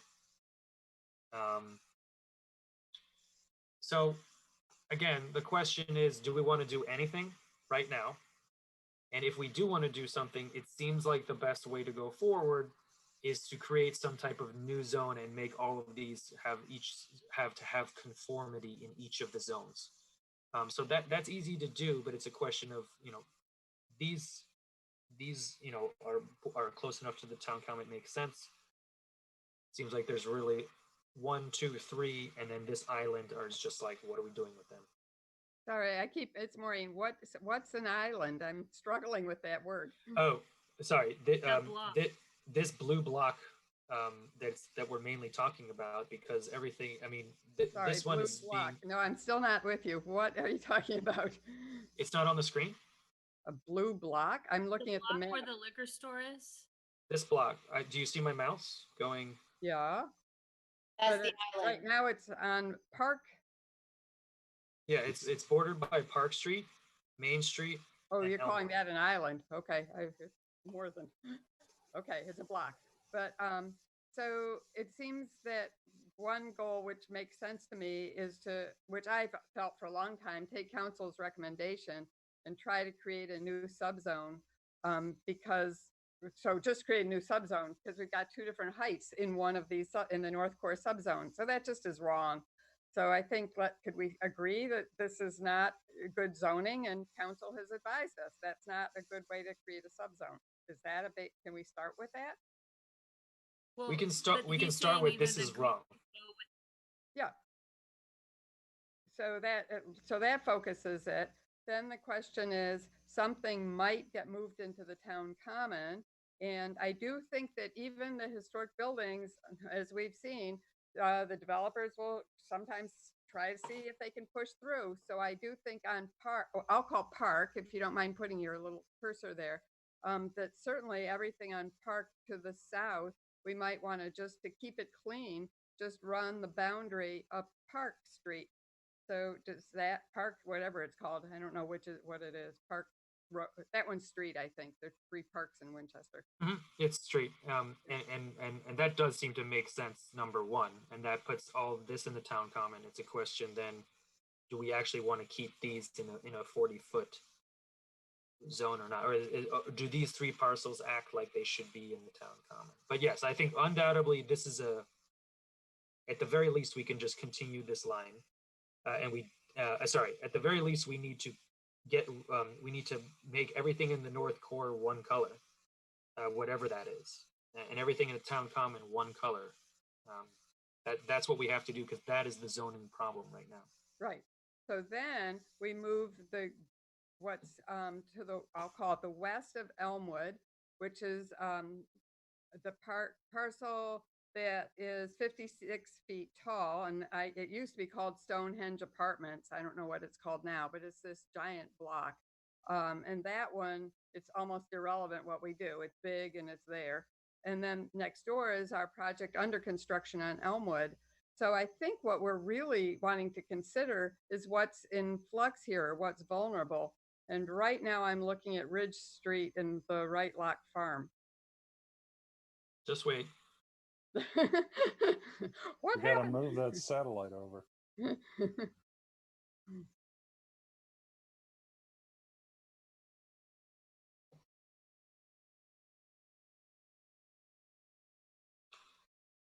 There we Okay. go. Zooming in. Okay, so here's Park Street. This is 18 to 20 Spark Street, the one that had the restoration. This is the newer one that is almost the biggest building. This is Stetson Hall. And you said, what was this one called, Maureen? I don't even know the name. Well, it used to be called Stonehenge or something like, you know, the monuments in England. All right. Well, so yeah, I mean, what this is when we talk about the island or the it's really, you know, the Elmwood block of the East Yeah, let's Elmwood call it block. not an island. Yeah. So this East Elmwood block is here. So it seems to me that the main zoning issue relates to where the going back to Main Street, what happens at the liquor store, and if there's any vulnerability to the small brick historic block that's right now, even though it's historic, but I believe there is some vulnerability to that. So thank you. I actually prefer this map for this discussion. So it's 44 feet tall now. So I think protecting it is something we want to make sure we do. It's reasonably protected, but these things aren't locked in. So I guess I think what's going to happen there, and what's the maximum. It does seem that okay, Brian, can you clarify for me? It does seem that it could go to 65 feet. I don't know. And otherwise it would be pulled back to 59 and then we've got other options. We could pick something else, but at least, is that a summary? What you're talking about, this building can go to right now. Don't do this building. Tell us what building. Oh, sorry. The liquor store, the 1-story liquor store, right now could go to 45. If it was torn down, could go to 45 feet by right and 65 with a special permit. But that's not saying that it will happen. Oh, of course not. But that's what's allowed. Mm-hmm. My thoughts so I remember the conversations at the planning board. I didn't sit on the planning board at the time, but I sat in on all of them as the chair of the historical commission at the time. Is that really the goal is to, and why those last few greens that are still in the North Core are there, is to transition from Main Street up into Vine Street. And really what is missing is that transition piece from the 65-foot special permit to that 48-foot. That's a huge leap. That's a huge change in elevation and height that I would actually like to see the block that we keep talking about with the word north on it, and the 3 sites that are on Main Street go to 59 with special permit. And that's the height they go to. And so we're building up from the very high on the east side of Main Street, and then transitioning from the west side of Main Street into Vine, keeping the green. Currently, yes, there are buildings that are taller there. They are not actually a good transition piece as designed for Vine, but they're there. And so if they ever were to come down, I would like them to come down to the 48 feet to be a better transition to those homes. And there are actually some very historical properties on Vine Street as well. So that's kind of where I'm thinking, is taking the block of north and the 3 properties there and bringing them into a 59-foot with special permit. Maureen, that would give, with the 40-foot height of the historical building, that would allow, you could potentially put a story on it. However, you're still pretty protected, because demolishing that and rebuilding that whole thing to get one more story is not financially feasible. Most likely they would restore it and put a story on it, similar to what, and they also, also with the demolition requirements in the center business district are different. So you may see 1 story added to that, but leaving the 20-foot liquor store right now in the green is not the right, that block should not be in the 65 with special permit. Yeah. Well, I agree with what you've said, Heather. So Heather, So- are you saying that's a new zone and then the green buildings go with town common? Yes. Yeah, so so I'll recap here. So these three greens stay green, and this line goes up into, and these three get part of town common. All of these. Wait, let me try again. The boundary for the town common will be amended, right? Correct, and will be To yes, include to all include yes, and then the then all parcels that are currently blue that are west of Main Street will be a new zone with a by right of 45 and a special permit of 59. Is that correct? That's what I would agree with. Yes. Yes. Not for, I want to be very clear that this, you guys can disagree, but this should, I don't think that this should be a by right of 40 due to the floodplain. That was my main pushing again. No. And they're So- also supposed to be commercial buildings. Our by right for all residential in town is 40, that you need to give them the Right. extra 5 feet for the commercial. Exactly. Good. I just want to make sure we were all on the same.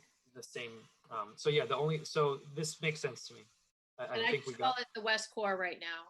I unless had the same idea. anyone Yeah. had a different name for it, but I just call it the West Core. This makes sense. So all we're really doing is bringing these in and then rezoning these with. The only thing that we might have to then also write a description of the West Core, and there's actually a lot more zoning to create a lot more zoning changes because we're adding, meaning that we would have to add all the dimensional requirements for the West Core, even though they might be the same, meaning the Right. FAR and all that. And Brian, I'll remind you to look at the tables. There was one little thing, I don't even remember why, but it was odd. So please look at all the tables in the front of the zoning bylaw, the use table, and I don't know what else is there. But Okay. So Alrighty. I recommend, Brian, and if the board's okay with it, that you go forward and draft something up Yeah. and send it on out. And I'll send it to you and legal at the same time. yeah, we can send you edits back, and then you present to the planning board in our next meeting. If there's like clerical. Sure. So I don't mean to throw a wrench in the works, but essentially this new zone would ignore the change in elevation between Main Street and Elmwood. In that all the buildings between Main Street and Elmwood would have the same maximum height, while we know that there's a significant change in elevation between Main and Elmwood. So does that matter? Well, but it's not. How is that different than now? Meaning that these three are still being in the 40-foot height. Well, I mean, the key is we're talking about a transition, and do we want to have? All I'm saying is that we are acknowledging that there will be buildings on Elmwood, where, like for instance, where the N is in North Core, where they could be 5 feet taller than the building right across the street, which is essentially at the same elevation. Mm-hmm. And that would be all I'm asking is, this is really micro zoning, but if we are worried about transitions, do we want to worry at that level? I mean, because we have three, right? Because this would be the larger area, kind of the medium height, and then the lower height. Yeah, but the difference between one side of the Elmwood and the other is minimal. Yeah. So we're going to be having possibly taller buildings right up against Elmwood. Are you saying that maybe these three should be part of the No, new zone? I don't know what I don't. All I'm making, I'm just making. Sorry, I lost my mic here. I'm just saying that that's just a concern I have. I don't know how to solve that problem. Maybe the board doesn't think it's important, and we can move on. Well, the one thing that does happen when you go up the slope and as you shorten the buildings, all the buildings kind of start coming in at one level. So as you move up the slope, right? So you have the North Core, then you'd have the West Core, and then you'd have the Town Common extension around Vine. What's going to end up happening with the way the slopes are is that all three of those zones are at the same height when you take in from the same grade point on the North Core side. Right, because it's a median, it's from the mean grade. Yeah. And so even if the building, like for instance, that one small lot that's directly beneath the NO, it fronts on Elmwood, but the grade is actually lower than Elmwood. Yes. Yeah. Okay. Okay. And I'll just point out to Brian, I'm now looking at the table of uses for the CBD 7.3.11.3, and there is some oddities that come across the different subzones. So under group 3, government and public use service uses, that's where one of them, they're not consistent across. So pick what you want, Brian, but I don't think this board, there's probably some logic to it. I can't spend time looking at it now, but you'll want to just make sure the uses are addressed. Yep, I've made that note. Thank you. Okay, and then the last part of the center business district is the PUD. Did we, as a board, do we want to take care of that now or not? In terms of amending the map? Brian, do you want to pick up the PUD map real quick? And pull the West Core out. Yeah, sorry, it's under here. I think we already did that. Meaning that the town common, oh, sorry, the PUD. Sorry, not that. At this point, I don't see, there's none of those lots are large enough to take in on a PUD, unless they're merged. Correct. So at this point, I don't see it having value, but I'm open. Well, I think what we discussed at our last meeting, and I was persuasive, is that it still signals to developers that this PUD it's a potential. And we did get off track, I think, with Ian Gillespie looking at Converse and thinking, oh, I'll call it a PUD. And he really wasn't delivering a PUD. So if we know we can't even get a PUD any longer in that West Core, I think we ought to make it just really clear so there's not this big signal. We can't even see parcel assembly any longer in what's in the current boundaries. So I just think it's I would promote it as a cleanup. Right, so we had talked about simply just making PUD just the east side. Yep. Yes. Then that does. And then we weren't touching these at the moment, if I remember correctly. Correct. Yep. Okay, so we'll go forward with that. I think that's good, just good cleanup, just the way Anderson and Krieger recommended dealing with the subzone for the reasons of conformity. Okay, so Brian, you got a bunch of zoning. I got them all. And we'll come back to this at our next meeting then, and then want to move on to the flexible zoning number 5. But Heather, was there? And I don't even know. Was anybody wanting to speak? I don't want to. I mean, I'm respectful. Yeah, there were two people had. Oh, you mean residents? Or are you talking about members of the board, Maureen? No, I don't even know. I'm not looking at who's raising hands right now. Okay, we have 2 hands raised. Yep. Mr. Stevens and Mrs. Bracco. Now 3 hands raised. Let me look at the time real quick. Yeah, it's 9:10. We got about 5 minutes. I was not planning to at this point because we're going to come back to it again and we can do it at more time, but we really got to get to Waterfield. But we also we really needed to talk about flexible zoning as well. Yeah. So Maureen, I was not planning to today, but. Yeah, no, understood. I don't know. Okay, I could go either way. We do have a big agenda. Yeah, well, we're coming back to it at our next meeting as well. And then at that point, we'll take open meeting, we'll take comments before we proceed on the topic, and then we'll go into the topic. And so following up, let's ask if, I definitely, we all want to hear from them.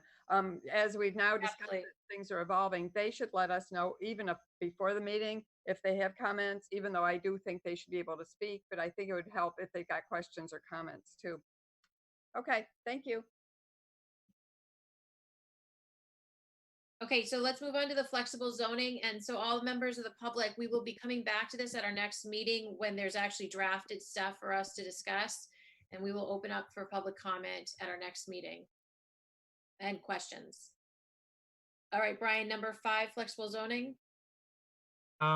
Yeah, this was the main reason that well, that Art couldn't make it this meeting this evening. He because he was who I talked with about these zoning articles, and Mina luckily was able to, so he's here. But this was something that Art showed some concern about.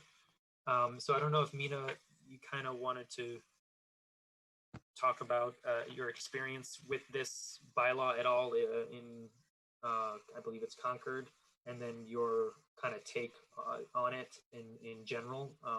Art had some concerns. Sure. Thanks, Brian. I guess before I get into it, it wasn't clear exactly to us which part of the Concord bylaw this was tracking. I don't think it may be the PRD or the cluster zoning there that serves some of the same ends. The primary issue that Art and I discussed for quite a bit is how this relates with subdivision control. And the um, it's a little bit circular as written now. Part of the reason one of us wanted to attend this meeting, Art, by the way, is attending the Woburn City Council on the Vale project, so that's why he's unavailable. So a noble cause. The question we had is whether this was intended to make it possible for someone to subdivide land that might not otherwise be able to subdivide land, which appears is the case in 452. If that's so, they would still need to go through some subdivision process. That may be an A&R, simply getting an approval not required plan. But for no other reason than property conveyance purposes, they would need to do that. So that was sort of just one thing we wanted to make sure was cleaned up going forward, if that is the purpose. The other concern is I would just encourage greater clarity on what the criteria are intended to do. For instance, you say the draft says the reduced frontage, lot width, lot area, and side and rear yard setback results in a pattern of development sufficiently advantageous to town. And it's a question is, first of all, what is a pattern of development? What constitutes a pattern that's advantageous? What are you looking for? And the reason for that is that you could end up with both challenges from an applicant who thinks they have done something advantageous, and a board says no, you've missed some mark with not a lot of guidance, and the courts frown on that.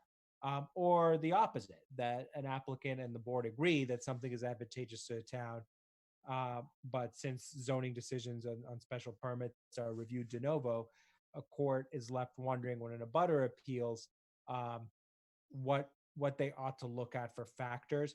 And I will say that has been, while it's not a perennial concern, just doesn't come up every couple of months in Concord, the equivalent over the years we've tightened up provisions like that because those can create that kind of confusion. So that's one thing that I think needs further clarity. And I guess the biggest question we had is what is the situation to which this applies, and what is it intended to address? I think Brian had suggested one of the issues was, for instance, if there's a house on a lot, but otherwise there's basically a lot of land left over, but you can't easily split it into two lots that would make sense, preserve a lot of open space. So, which is why I thought maybe you were aiming at something like cluster subdivision. And then finally, we did initially have a concern about uniformity, but and the reason was, if you are by this action, and this kind of goes to the first point, if by this action the intention is to subdivide within the special permit, first of all, not only is that a subdivision control law problem, it then creates lots that may have all different kinds of standards applicable to them. And I don't think that was the intent. So again, the way that this is done in communities that have done something like this is essentially by providing the special permit on one lot and then subdividing or one development and subdividing from there. So those were our comments. But as I said, the biggest reason we want to be involved in this meeting is to understand from you what the goal was here, so we could better work with Brian on suggesting improvements or changes to it in the coming.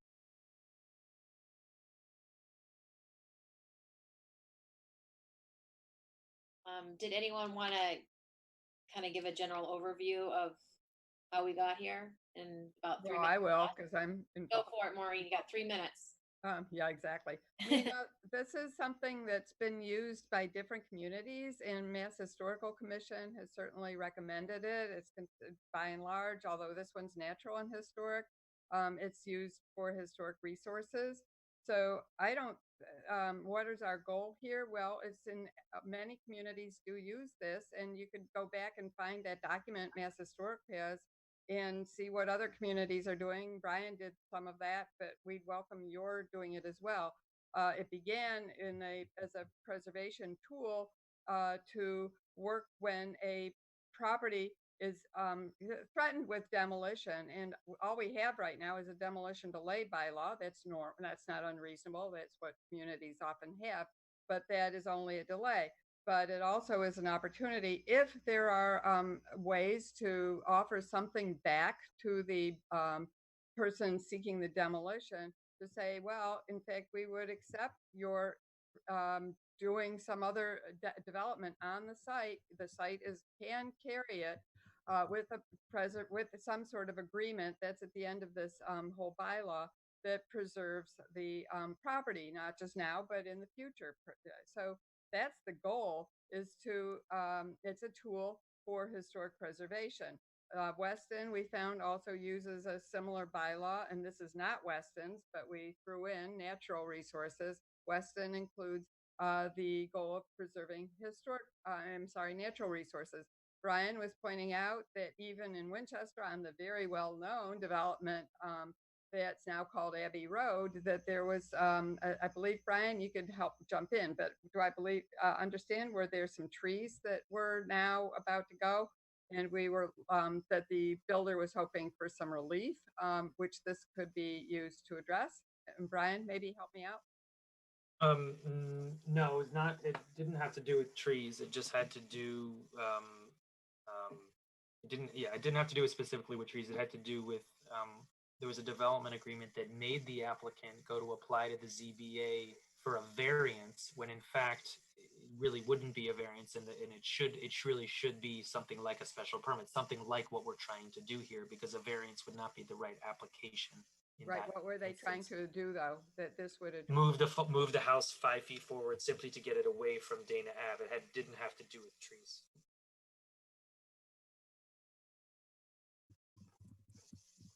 Well, anyway, that's it. I'm done. Mina, or through Heather, what's your reaction?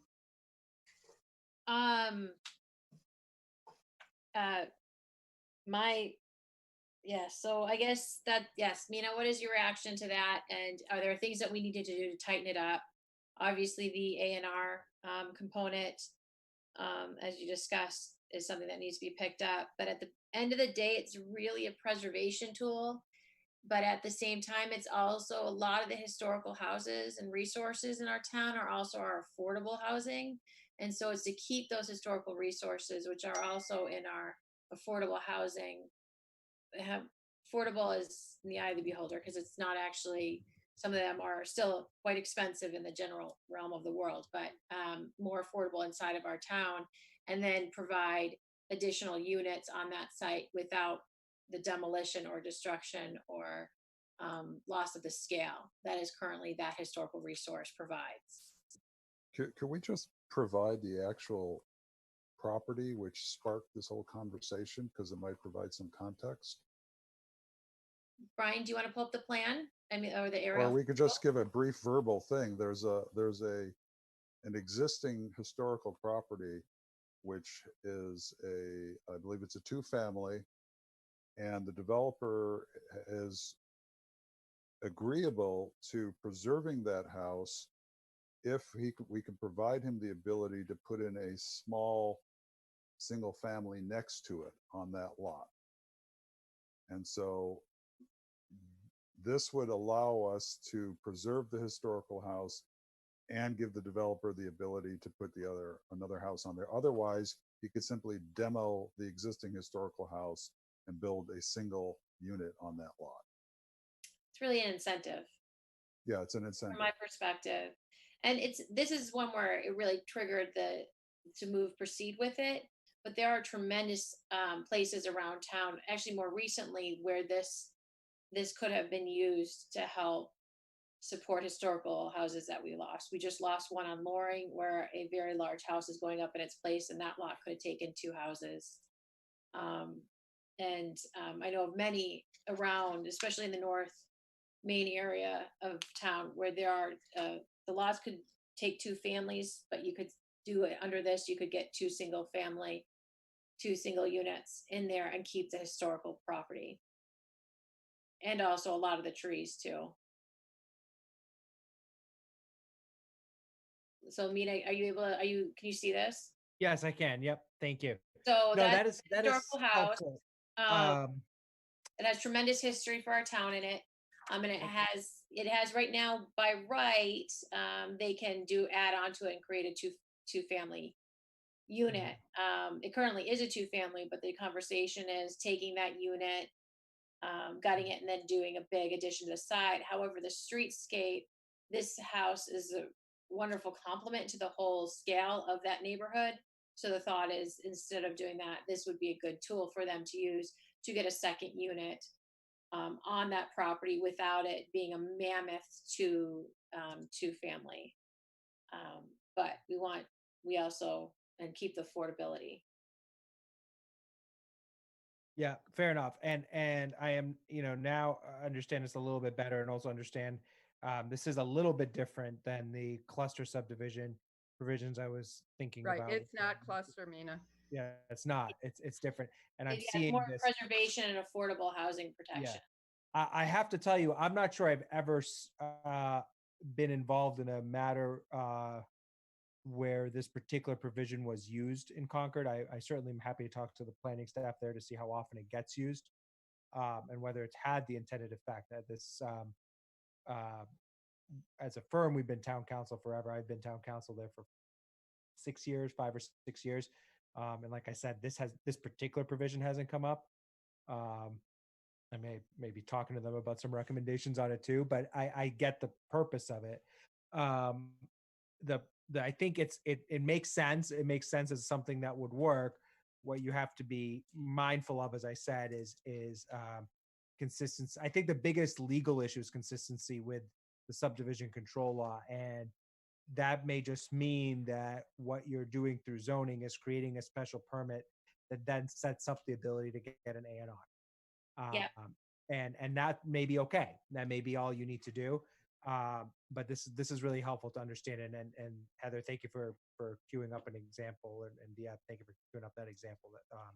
That's Maybe helpful. let me add one more thing to Mina.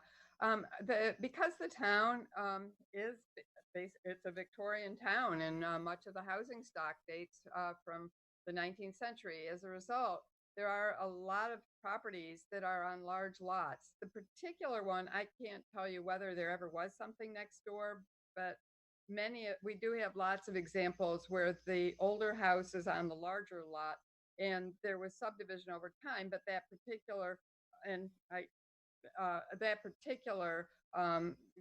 some particular Victorian house never had something built next to it. And at this point, as they cycle through over time, many of them get run down, they get rebuilt, but not replaced, but actually, improvements are made on the existing building. But sometimes they're not, and when they're not, that's when the problems begin. So it's definitely a preservation tool. So Mina, with that thought, can you take this and go to town on it? The language and Sure. and Sure. come back. Yeah. No, we this certainly is can do kind that. of- That's The that's legal helpful. aspect is outside of our wheelhouse and really is yours. So if you could take it and just go to town on it and bring it back to us with recommendations, or give to Brian We to bring certainly it can back do to that. us. Yep. And I And just want Brian, to add to Mina, could you just make sure you're understanding what at the end of this, maybe Brian can scroll up, but 4.5.3, it ends with C, subsection C, and that's really important. The existing resource shall be preserved consistent with a preservation plan, and it's that preservation plan, that's the devil's in the details, but it needs a plan approved as part of or condition to the special permit, and that's the key. And the plan it would be a distinct document in any given case, but that's where the restriction presumably is placed to support the preservation now and in perpetuity. Yeah, The town of Winchester, by the way, does have one preservation restriction, and it's 201 Ridge Street. I don't know how well it was drawn up, but it was many years ago. I remember that. And I know you have a tight schedule. So one thing I'd want to think about on that, the language preservation plan leaves room for an applicant to argue that it can be something short of a historic preservation restriction. The reason that matters is unless a historic preservation restriction is compliant with the statutory language for those restrictions, they expire in 30 years by statute. And so you've preserved it for 30 more years, but you've kind of kicked the can down the road.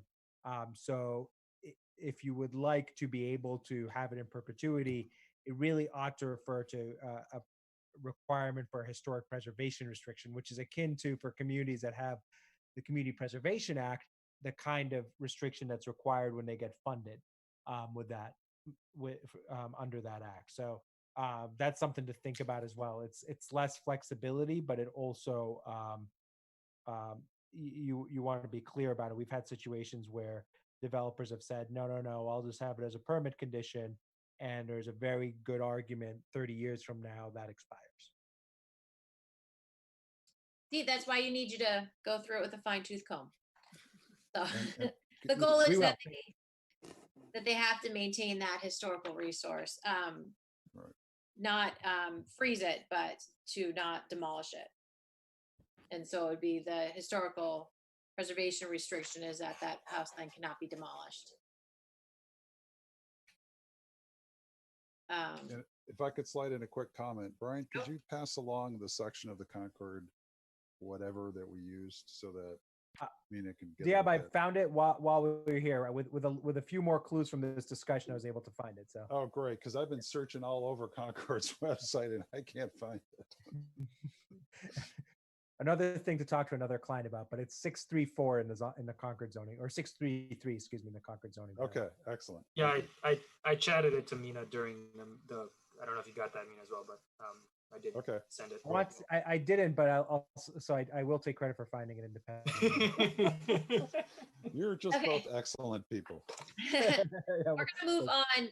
So Mina number 6, natural resource shows up in number 5. So we have a draft of the definition of natural resource. So include that in your review of number 5. To the planning board, number 7, I don't think we have any additional. This has been standing and we've all agreed that to go forward with it, which is adding the Disability Access Commission as one of the reviews authorities for special permit site plan reviews and variance applications. Let's see, in multiple places in our zoning to include them. And number 8 is just a edit, a clerical edit that we need to get, because it's supposed to say site plan instead of special permit in section 9.5.8 effect. So with that, if it's okay with the planning board, I would like to move on to the water field because it's going to take, I think, a lot of our time this evening. Thank you. Yes. Okay, so let's go on to the water field RFP evaluations. How would the board like to proceed in formatting a opinion to provide to the select board?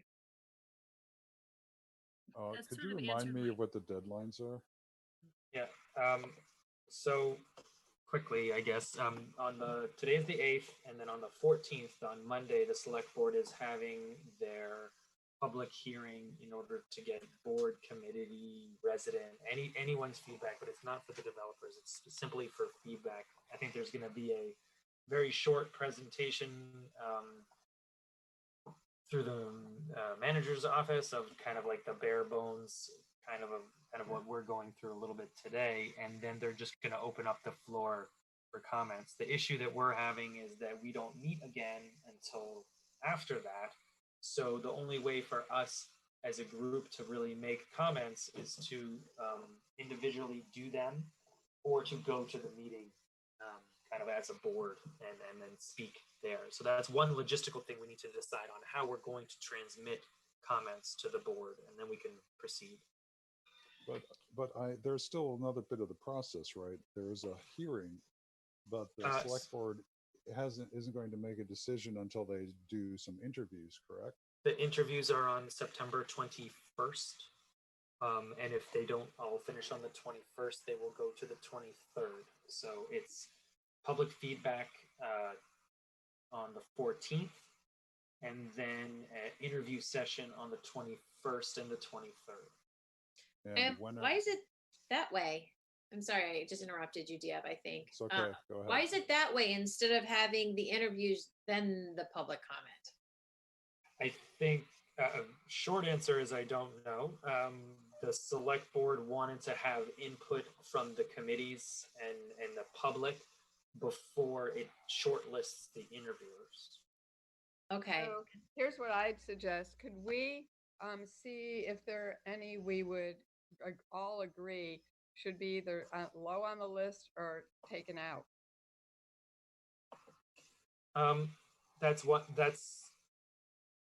Well, I think you can only, it's a question of, like, you're not going to be, it's a question of, I don't think the board is going to be actually scoring these.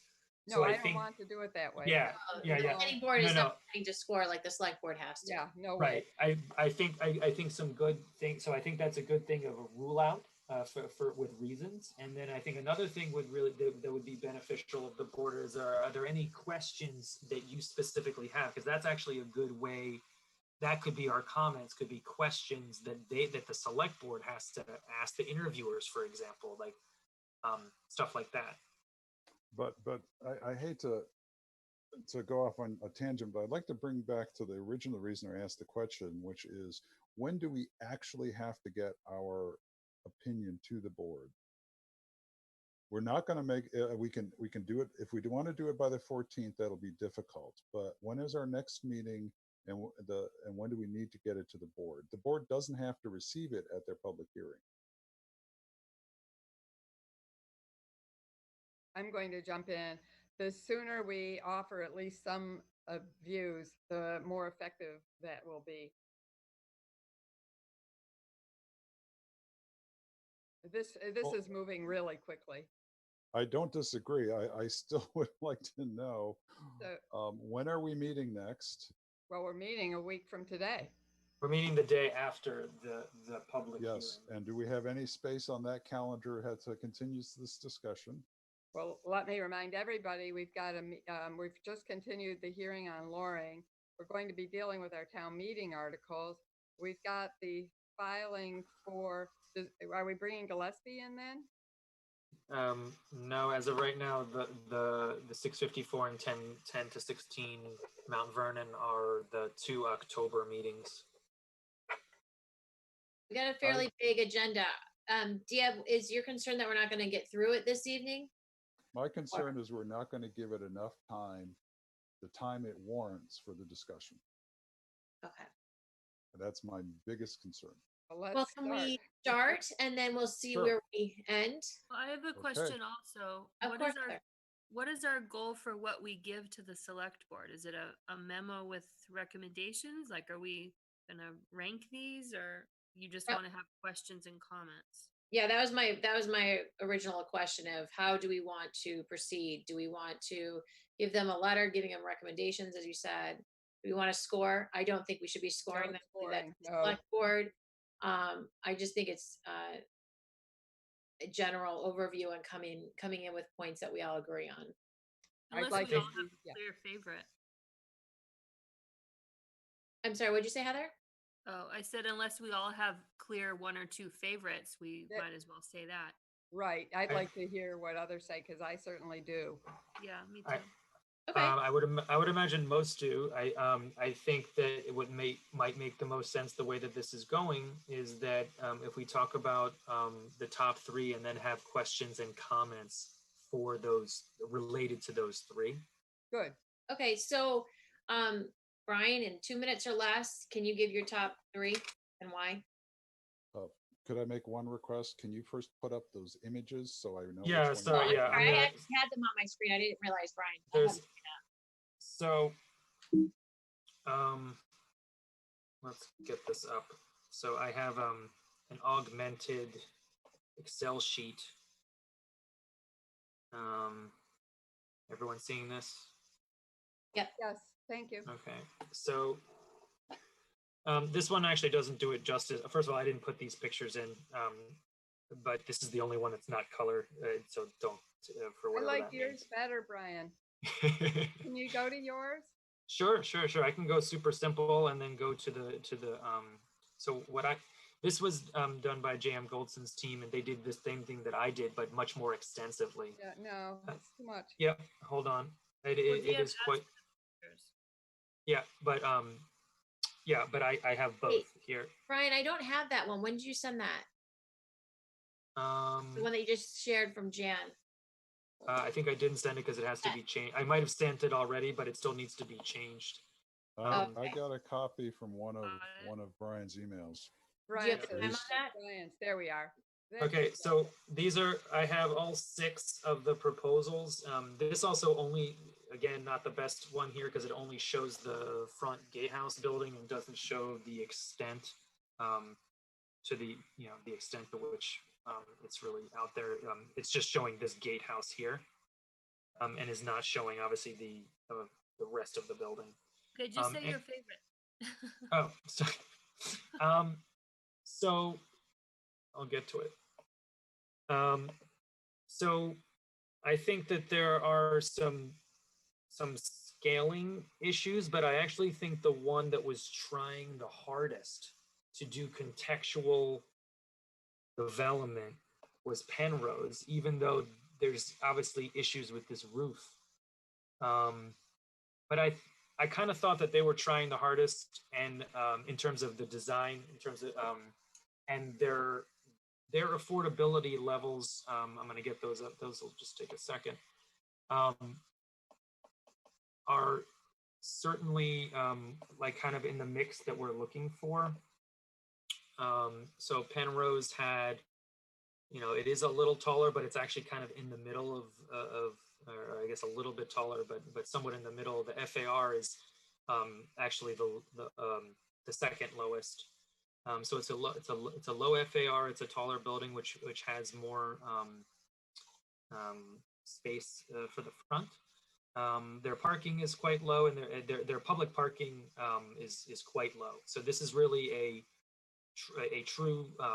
It's actually more than 50%. Those are just the 50% they're AMI. So I would say Penrose is certainly in the top 3. I wouldn't say it's my favorite. It's definitely in the top 3. And then I'll go back to the where I was. And then the finishings that they have on this gatehouse building don't work, or just the way that but I thought that this was a strong proposal in the front, and it really lacked a lot in the back. And I thought the rest were actually too modern. It's possible that they could do something different on the roof here, but this does actually. I do like this, the configuration here, but this one I still thought it had this decent amount of real public space, but it is a rather big building, even though the FAR is rather low. So those are my 3 that I thought was Penrose. This was Diamond Quarry, and yeah, that was, I believe, that was it. NOAA, I was hoping, because they're a really good organization and they do a lot of good work, and they also had this big public plaza. But the design didn't hit me in the right way. That's about all I have. I'm happy to take further questions. But yeah, I think just to, it was Penrose, Diamond Quarry, and actually Civico were my top three. Civico, Penrose, Diamond Quarry, and none of them honestly were great, were perfect, and it's not like I wouldn't change anything, but those were certainly my top three based upon the affordability levels and the design. Thanks, Brian. Who would like to go next? I would, because I agree with Brian's top three. How's that? Yay! I agree with the top three too, but I had a different lens that I was looking through. I was looking at what they did with the public spaces, because I think for most people in town, they're going to be most affected by how they use the street edge and any open space on the site. So I thought that Civico did the best job of that, like by far. I really liked the plaza coming out of the train and how there was like a huge public space. And I thought they did a lot of interesting things. There we go. Yeah, there you go. Oh, where's the very garden? sophisticated. Look at the solar panels. Yeah, it's nice. They had community gardens, they had like another rooftop deck, and then they had that huge plaza for the public, and they had the street edge tight. So I thought theirs was really strong. They also had public parking. They had 40 spots for public parking in there. Right. Heather, that's going to be yours. I agree.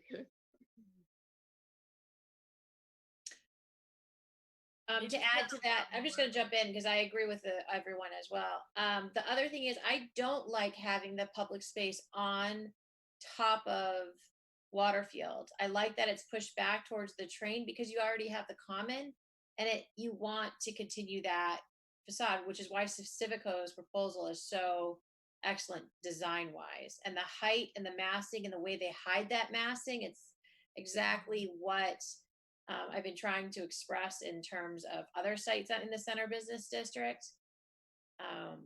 That it just really, it does what it needs to do. They also, I believe, that's why I was interested in Jen's summary, is that they are meeting the PUD requirements to come in under PUD. Right, Brian? Because they're not just doing the 5 and 10, they're doing a lot more affordable in there. Yeah, I would be hesitant to say that they meet all of the guidelines because I have not checked that. Can you pull up that Excel spreadsheet real quick that they had done? Oh, that they did? Yeah, that Jen did. Yeah. So here she comes, and can you scroll down a little bit? Where's her counts on her units? Or maybe it was on yours that did it. Wait, I've got Brian. No, here. What's the question? It's here. It's under Brian? affordability levels. Sorry. Yes. Oh, Brian's page is really easy to read. You can go back. I just wanted to show that they're complementary. the PUD in percentages. Yeah, well, they're doing, 66%. Civico's doing 66% at the 80 and below. However, just to be clear here, it's not all 80 and below. So there's actually some 60% as well. So this is actually 30% as well. Yeah. So Civico, if you look under here, there's out of the 60, there's only 20 market rate.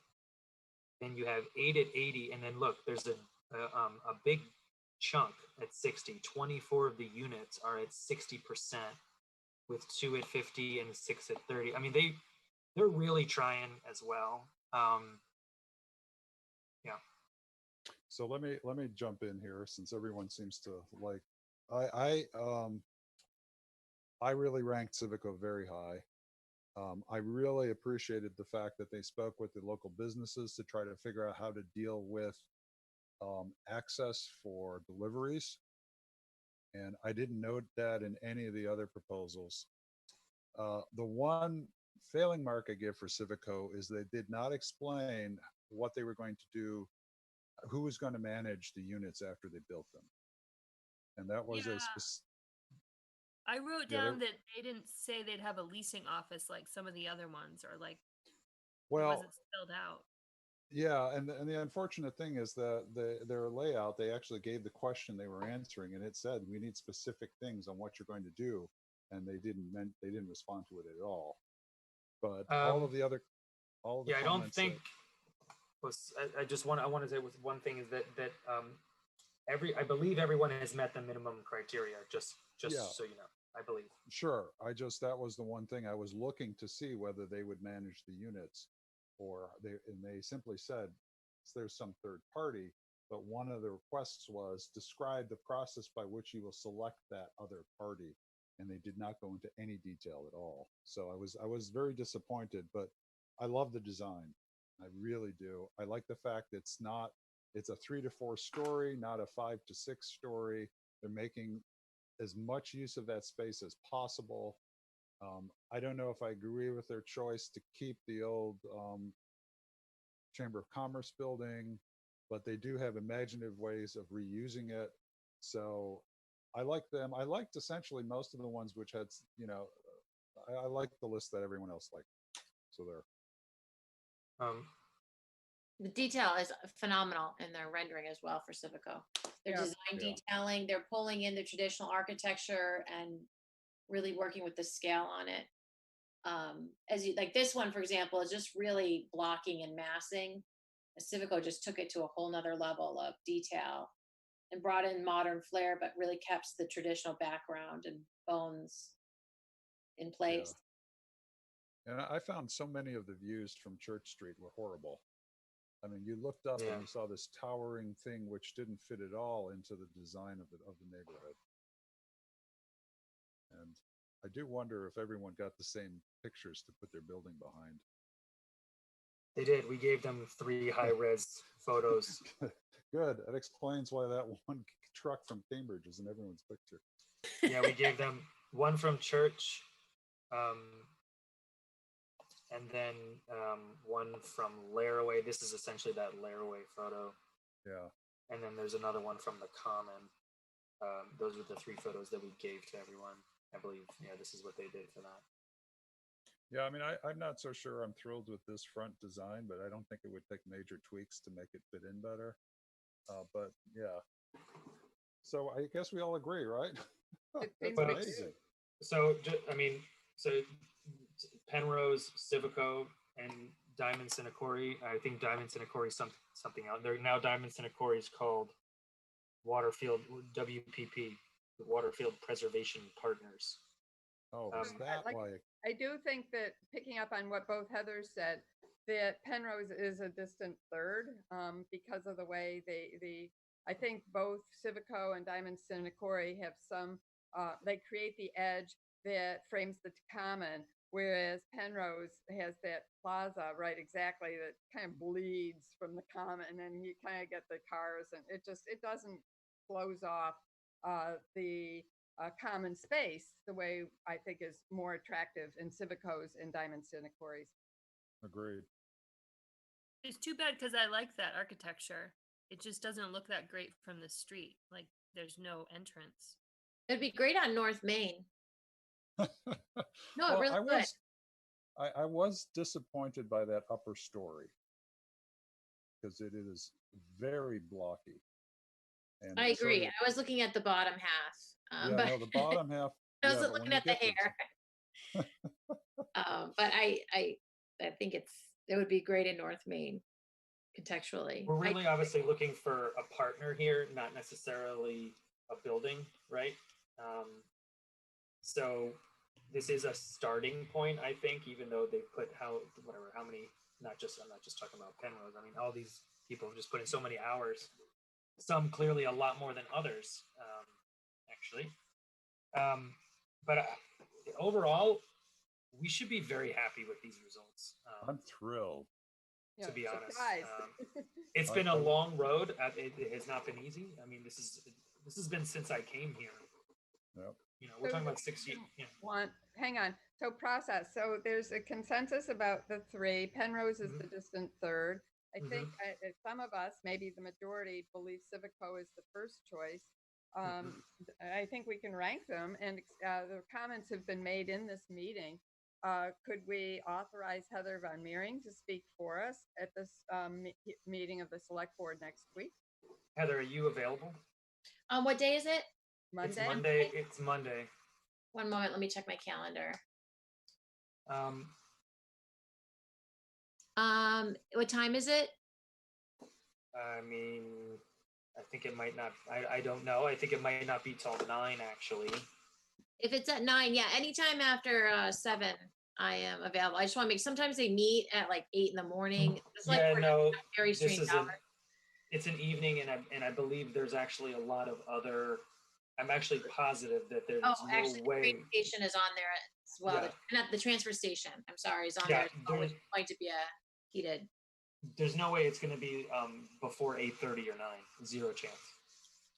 So I'd say 8:30 at the earliest. Could we do both?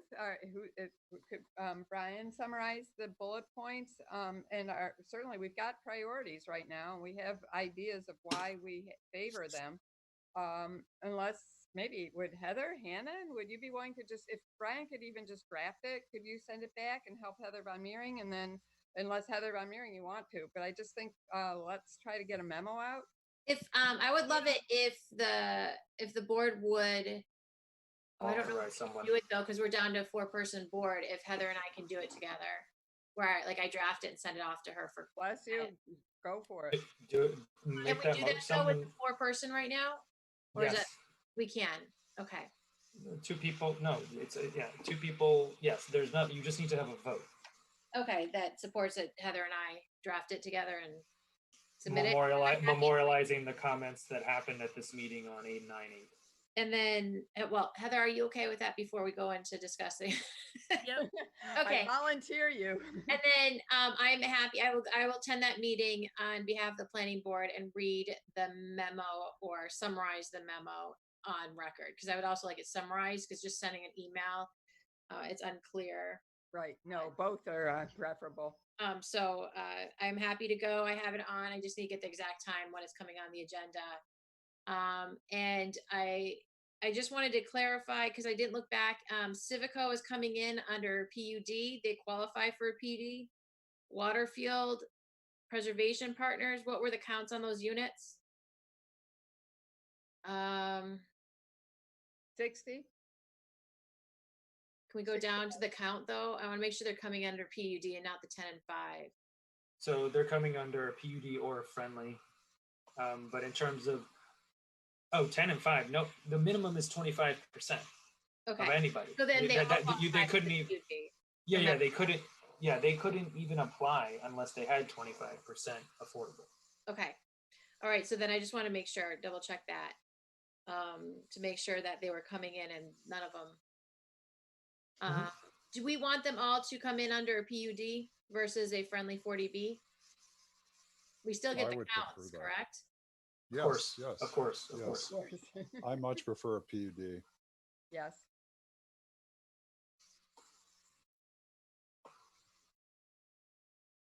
And all the proposals that we looked at, I just want to make sure, is the planning board comfortable with those heights? Penrose obviously is a distant third, and that there's some architectural hiccups going on with their roof lines. Right. And the opening to the common. I like the shingles and windows, though. What'd you say, Heather? I liked the shingles and the windows. Penrose? Shingles in the windows. No, and. Oh, I was like, where are there shingles in the windows? Sorry. Those are called boarded up windows. Yeah. Okay. And so here are the notes, if anyone disagrees real quick, and then we can wrap it up. Is Civico is the first choice, the planning board, with the Waterfield Preservation Partners and Penrose coming in as a distant third due to the roof lines, the opening to the common, however, the shingles and the roof. we prefer Civico and the Waterfield Preservation Partners due to that it creates an edge and frames the common appropriately. They all address affordability. And also Civico, we ranked first due to the public space, the creation of the public space and the parking accommodations for the public. And the high design that we all like. Yeah. All of it, correct, good. Excellent. We would prefer that any project come in under the PUD and not under a friendly 40B. All good, Heather, thank you. To give Excellent. the town the most flexibility and. Do you need a motion? You got it. I mean, I don't think you need a motion at this point. Now you're Oh basically no, we do ready need a vote for me to sign it and send for it. you to on behalf of the board. Yep. I mean, it's just cleaner that way. So I would prefer if someone had made a motion. Well, I'd like to move to authorize Heather Ramiri, assisted by Heather Hannon, to draft and submit the comments made at this meeting and the recommendations to the select board, both at the meeting next week and in a written memo. That's all. I second it. All those in favor? Meister, aye. Jarius, aye. Hannon, aye. Von Mering, aye. Motion passes 4-0. All right, so got to draft that up. And then Heather, I'll send it out to you. Is there any other updates or questions you had before we adjourn for the evening? 2 minutes ahead of schedule? Do we have any idea of when the select board will start proceedings with us to select a replacement for Betsy? I have not received any information on when that joint meeting is scheduled. I know it's going to be at the earliest possible time, meaning that I believe it has been up for 2 weeks, the notice, and we are not allowed, the select board's not allowed to appoint with the planning board until 28 days. So we have another 2 weeks. And it's going to be the first meeting after that I believe interviewees will be scheduled. Oh, Brian, we're losing you in sound. Sorry, I'm not changing anything, but is this any better? Yeah, no, it's better. Okay, I'll continue to do nothing. So start over, please. Sorry. So 28. It has to be 28 days from the initial posting. That's the earliest time that we could appoint somebody. And the plan is for the meeting of the select board to be as close after that 28 days in order to have the interviewees. So it's gonna, I don't have an exact date yet, but it will be in the next 2 to 3 weeks. Okay, and I'm just going to point out to everyone who's listening, that is a joint meeting of the planning board and the select board based on state law. It is for the open spot for the planning board. It is appointed by the planning board and the select board. However, the select board is the party who's responsible for posting the opening for the board, and then the person who's appointed is then up, as Heather Hannon knows so well, holds the seat until the next election, and then can either choose to run again or the seat can run again to continue to use that seat or can just fill it towards till the next election. So that is the plan, and that's how we're going. So we just don't have the date yet. And as soon as I know, or Brian knows, all of us will know. And I don't know how much option the select board's going to give us in availability or choices. So that is unclear as well. Brian, will we get resumes from you? Yeah, as of right now, there are 2. I've received one of the resumes, but not the other. The hope is that we'll have some more before the 28 days. Online, I thought it closed today. All I know is go by. Yeah, the posting isn't 28 days. No, the posting The posting, well, no, the posting by law has to be a minimum of 2 weeks. That does not mean, are you telling me that they took it down?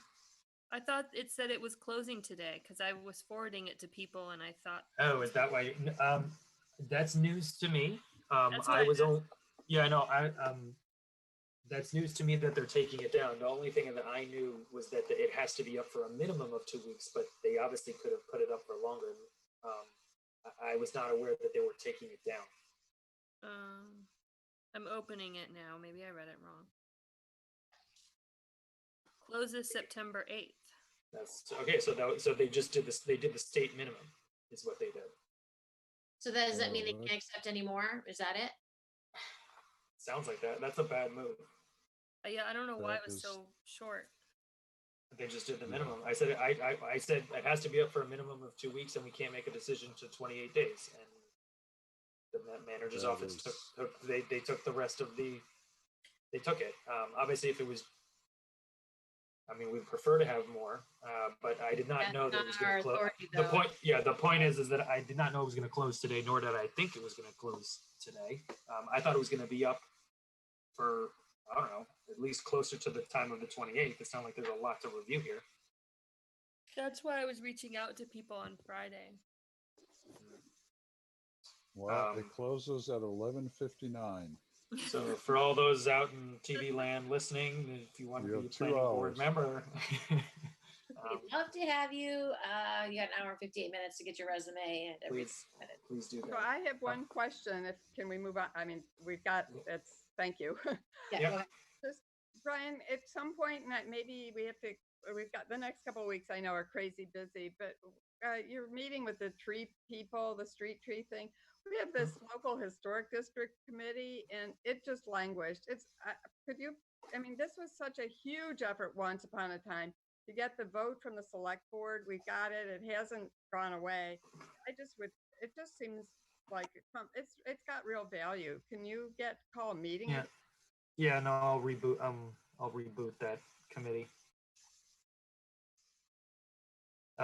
Where we left it last was that we were going to go to the select board to ask if we should be looking. That's not the issue. I would not recommend that. Let's get a meeting, and then our board, again, let's get through the next couple of weeks with town meeting and get these filings in. But I think we can also offer some ideas. I certainly have some. We were going to discuss it, but it's an existing committee appointed by the select board. I think it's time that the first thing would just be to get the group together again. Agreed. All right. Motion to adjourn. Is there a second? Second. Before we adjourn, Brian, I would like to commend you because you've been doing an excellent job in our meetings, making sure that the images are up and you're pointing to what people are talking about, and it is extremely helpful. And so I want to just commend you for all your efforts that you do to make our meetings run so smoothly, and that the public can see what we're talking about. And also, WinCam, thank you as well for all your efforts during this time to make sure that we are available to the public as much as we possibly can. So on that, I will take that motion and meeting is adjourned, 10:04 p.m. Thank you very much, WinCam. Thank you, Nancy. Thank you, Brian. Thank you to my members of the planning board. Have a great night. Thanks, Heather.